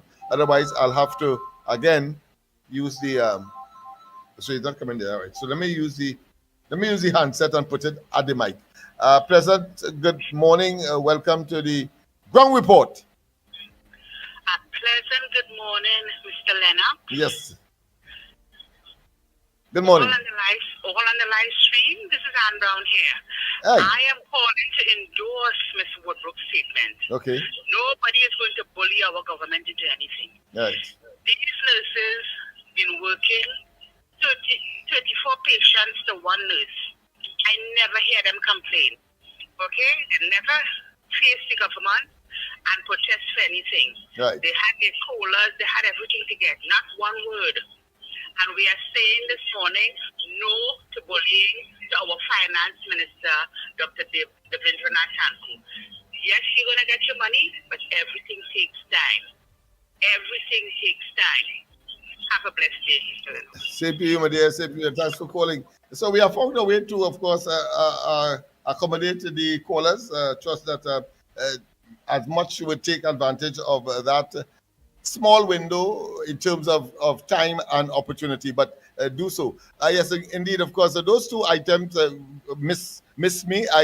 And therefore, of course, you brought it to the fore, and I was just making the historical antecedent or context of the history with respect to Trinidad, Venezuela. Yes, the Spanish came. The Spanish, of course, were only interested in the larger territories, the Americas, Central America, of course, the Yucatan Peninsula, they call it, of course, where they discovered gold and silver in particular, and they never were interested in the smaller islands, Trinidad, of course, right up to Cuba, and so they settled on the larger parcels of land or pieces of land, now called, of course, Central and South America in particular, of which Venezuela is a part.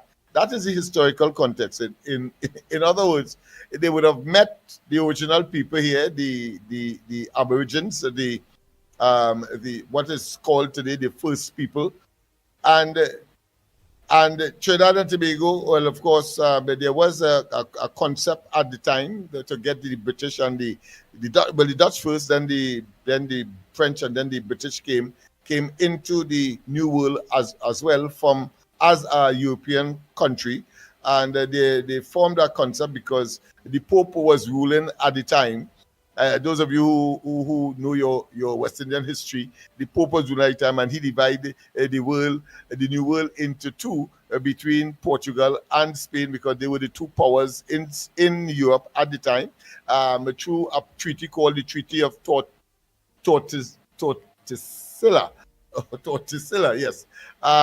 And he divided up, of course. That is why in Brazil, you see that they speak up to today, the major language is Portuguese. That is because of that historical, and we're talking about way back when, 1492, when Columbus came and so on. But to cut a long story short, Trinidad is where it is today.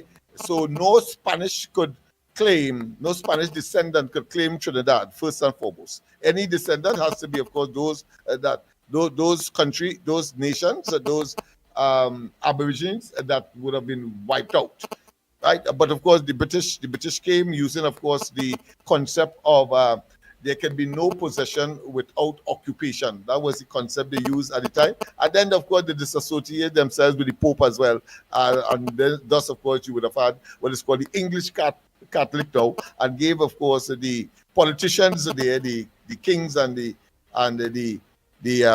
royal families and so on, to now venture into the New World. So, of course, thus Trinidad, Tobago, and all of the islands were settled by non-Spanish speaking, except, of course, with a few exceptions. Portuguese, are talking about Puerto Rico. Sorry, Puerto Rico, of course, the Dominican Republic, all of these countries, and of course, Jamaica.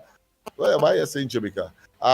Cuba was also settled by the Spanish. So, and that came down the centuries. And today we have, of course, Trinidad and Tobago now being part of the heritage of the British Empire or British colonialism. But of course, it's a lot of changing of hands and so on over the years. So it was important to say that. So historically, I don't know where Maduro and they will get the notion that somehow Trinidad belonged to Venezuela. Of course, the geologists and those persons who study the geographers and so on, who study maps and land masses and so on, would naturally say, coming out from what is called Pangea, there was one mass of land, and then it split up and you form, of course, the various continents and so on.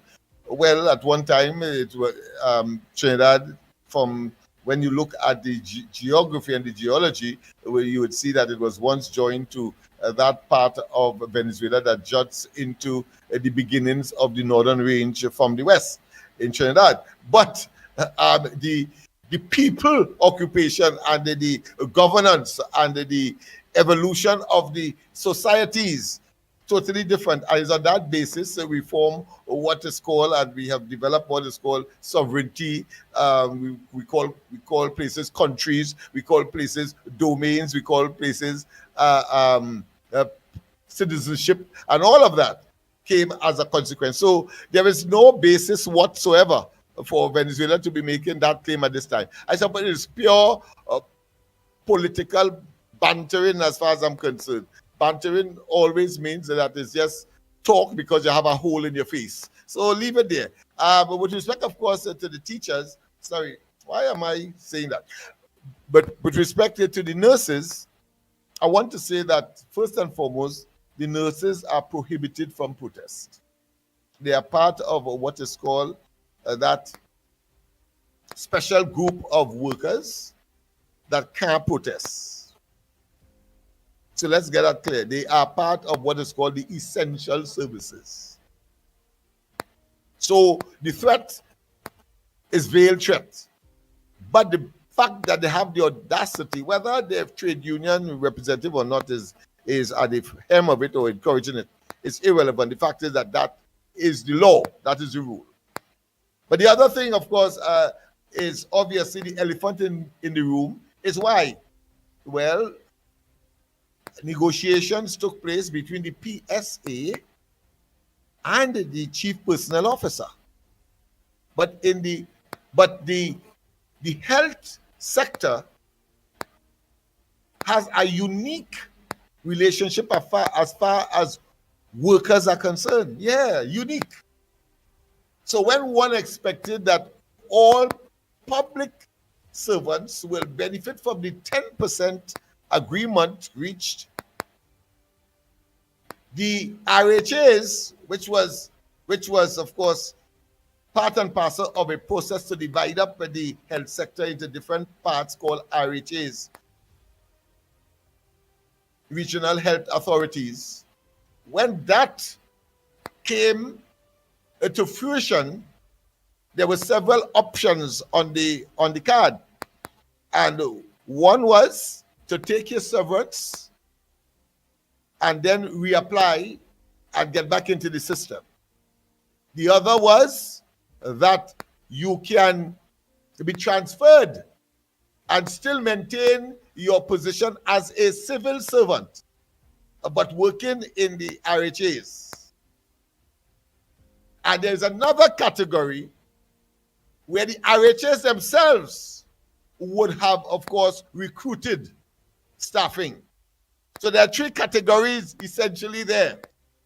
So those persons who did not fall into the latter and the other category before the first one, in other words, before the ones that would have transferred with all their services to the RHA and still be civil servants, they are the ones inside of that system that is to benefit from the 10% immediately as a consequence of the negotiations by Felicia and head of the trade union and that of the CPO. The other two categories, those who took their severance and then, of course, were re-employed by the RHAs, and those who the RHAs employed independently to augment or to satisfy their manpower needs. They are the ones that cannot benefit from that 10%. However, their negotiations have fallen to be addressed as well, but it's a different mechanism because the RHAs have to get involved. Right? So I want to make it clear for members of the public who don't understand what is not just at stake, but some of the complications in the making a general statement, because those who went over to the RHAs with their full status as a civil servant, as a PSA member, they have nothing to worry about. They are taking their monies. Of course, all of them are nurses in the same fraternity, and therefore they will sympathize with each other. But the reality is that the other two categories, those who were re-employed, having been, of course, having taken their retirement or their severance from the system itself, from the government, the general system, as a civil servant, are now working in the RHAs. and the RHAs recruit independently. They recruit people, or they recruit staff, the recruited staff, independent of everything else.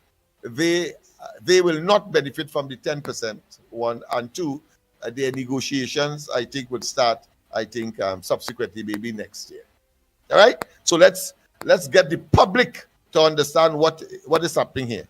So those who are rabble-rousing and those who are threatening, of course, boycott and let the minister come and man the various facilities, I think they are more engaged in what I consider to be excited talk, hoping to get a cowardice response. I agree with Ms. Woodbrook that the government, there's a process, and the government must take the course, both in terms of the legal, and I would advise, of course, all of them, whether you are to benefit from the 10% because you transferred all your services to the RHA as a civil servant and part of the PSA, because the PSA, they still remain those who have taken their severance and then re-employed in the RHAs, and those who are employed with the RHA, I think most of them are still members of the PSA. So Felicia still has to go and negotiate for them, but it has to be at a different time. All right? Because they are not civil servants in the strictest sense of the word. So I hope that puts to rest those persons who are a bit anxious that everybody will down tools and so on. And at the same time, there's a legal impediment, a legal constraint, and that is they are deemed as essential workers and cannot strike. Right? Not that if they want to withdraw their service, they can. They can find ways of doing it. But strictly speaking, it will be illegal. Strictly speaking. All right, so I thought that was important. I know that some people might have given me chance to explain that before the call, because I'm sure that they would have realized that we found a way to at least get your two-piece in. And I want to thank, of course, those two callers, that 3 or 4 callers that did find a way and take advantage of the situation to present that, because that was something that we did not ventilate in any detail and maybe did not arise during the course of the week, but certainly has arisen by the turn of the night or the turn of today, by the time today reached. All right. That being as, of course, don't forget the number to call 337-6940. Only for today. Andy is out. Let me just check. Let me make a check at the time again. It seems as though I'm on my own, so I had to cut off for myself as well. All right, we have about 5 more minutes, so we can take a couple more calls if you are so inclined. But okay, I think yes, let's go straight to the line. Let's go straight to the line. President, good morning. Welcome to the corridor. Oh boy, welcome to the ground report. Dr. Lennox. Yeah. Well, I wouldn't stay too long, but I want to commend you, man. You see that commentary there with the PSA? Uh-huh. What's up for the class? Thank you very much. Thank you very much. Yeah. What's up for the class? This is why I give you that. Doctor, you deserve that thing. Many people say so. Many people say that, but there are some who matters have not yet discovered it for one reason or another. But in the fullness of time, as I always say, ability is ability. Yeah, so a baby talking and mother breast will understand what you're trying to say. I hear you, my friend. Right? Yes. I'll see you On the corridor. Yes. On Saturday, though. On Saturday. Today's Friday. Yeah. Yes. Right. Yeah. Same to you, and have a wonderful rest of the day and a wonderful weekend until we meet on Saturday. Yes, indeed. Of course, we just have about 3 more minutes. So if you're so inclined, of course, you can, of course, communicate with us at this point in time. Andy is unavoidably, clearly, I have to say, absent. And of course, I was only here for he told me just start the program. Yes, he told me that just start the program. He coming in because he had some things to do. But suppose I don't believe that it would have been deliberate. If he really had the chance, he would have, because that's the relationship we have. But clearly, I found myself in this situation, so I think the the legal mind will say that I became entrapped. I had no choice. I'm in the Hobson's choice, no choice, and therefore I have to continue until around, well, until 9 o'clock, when the program will have come officially to an end. Let me see if it is coming on. This call is coming on the system or on the phone. All right, let me take the phone. Whichever way it comes, we'll take it. Pleasant, good morning. Welcome to the Morning, Mr. Ground Report. Yes, go ahead. Morning, Mr. Good morning. I'm calling from Tanzania Hospital. Yeah, go ahead. I went for a CT scan. I had the blood test weeks ago. Mm-hmm. And when I reached the CT scan, the 12/25, they told me they put it off. They cancel my appointment. But they're shooting about money. A big strong red man and about 3 women.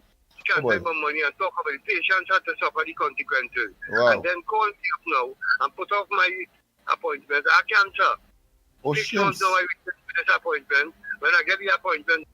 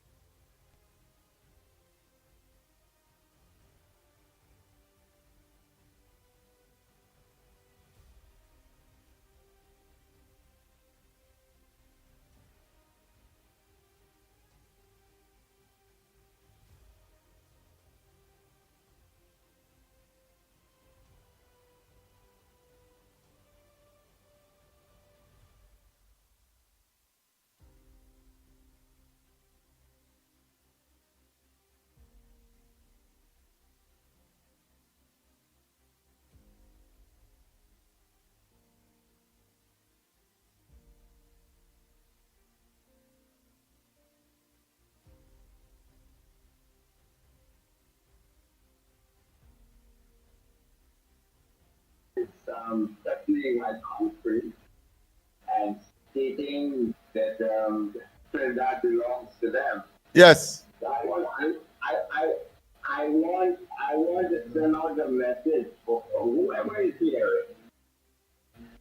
If Maduro and his cohorts ever take God out this thought and think or anything in Trinidad, he would be trapped. And the Venezuelans, my Venezuelan friends in Miami, are very, very worried about that. They are so scared and hoping that he does not take God out, so they're thinking about their family in Venezuela, because Trump is going to wipe them out.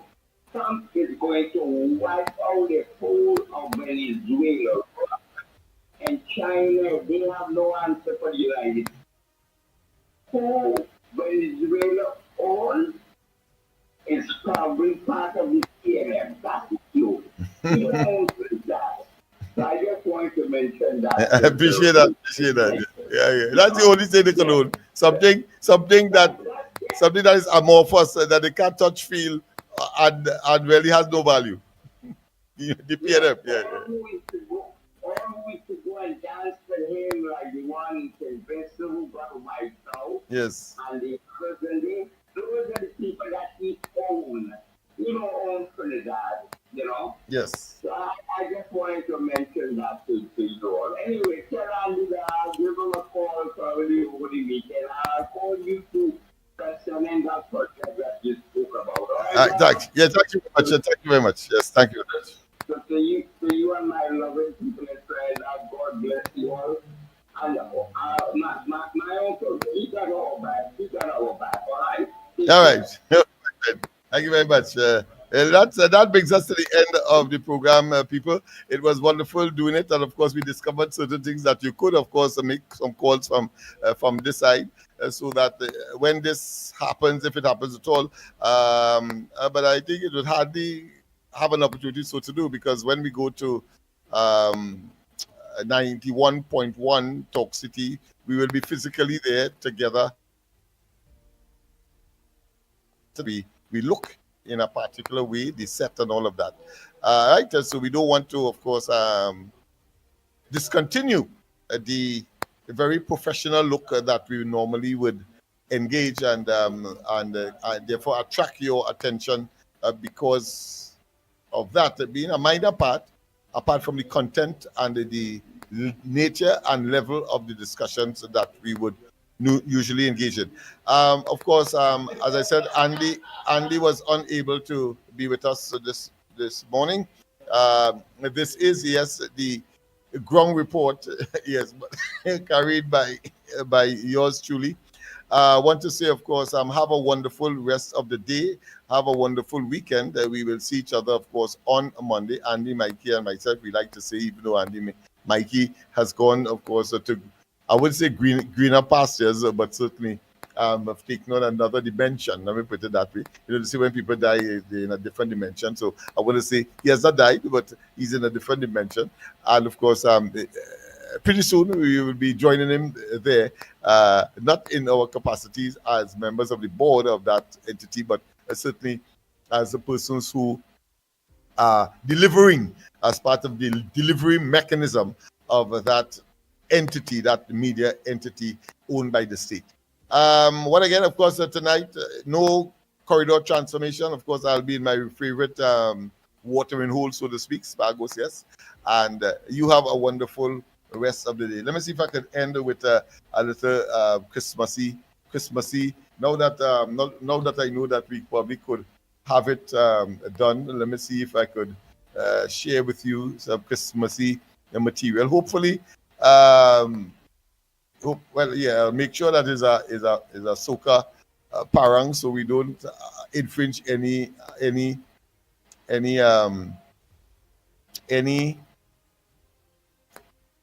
right. So we will not infringe any.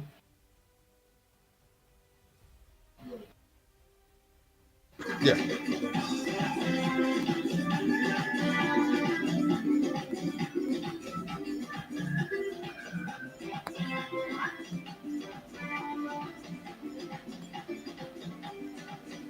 Auntie Carrie and I have gone to all she family because of an incident that happened to she. Early Christmas morning, apparently she gets. As long as she let she will not forget. Make a shot to come, take on with us.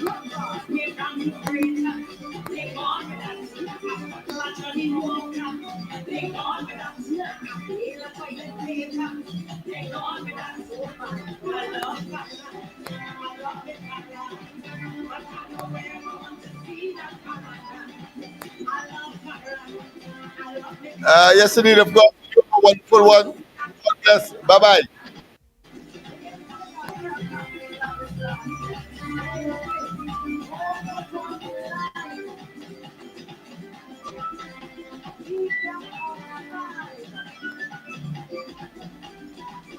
Why I singing and I dancing and I enjoy the dance.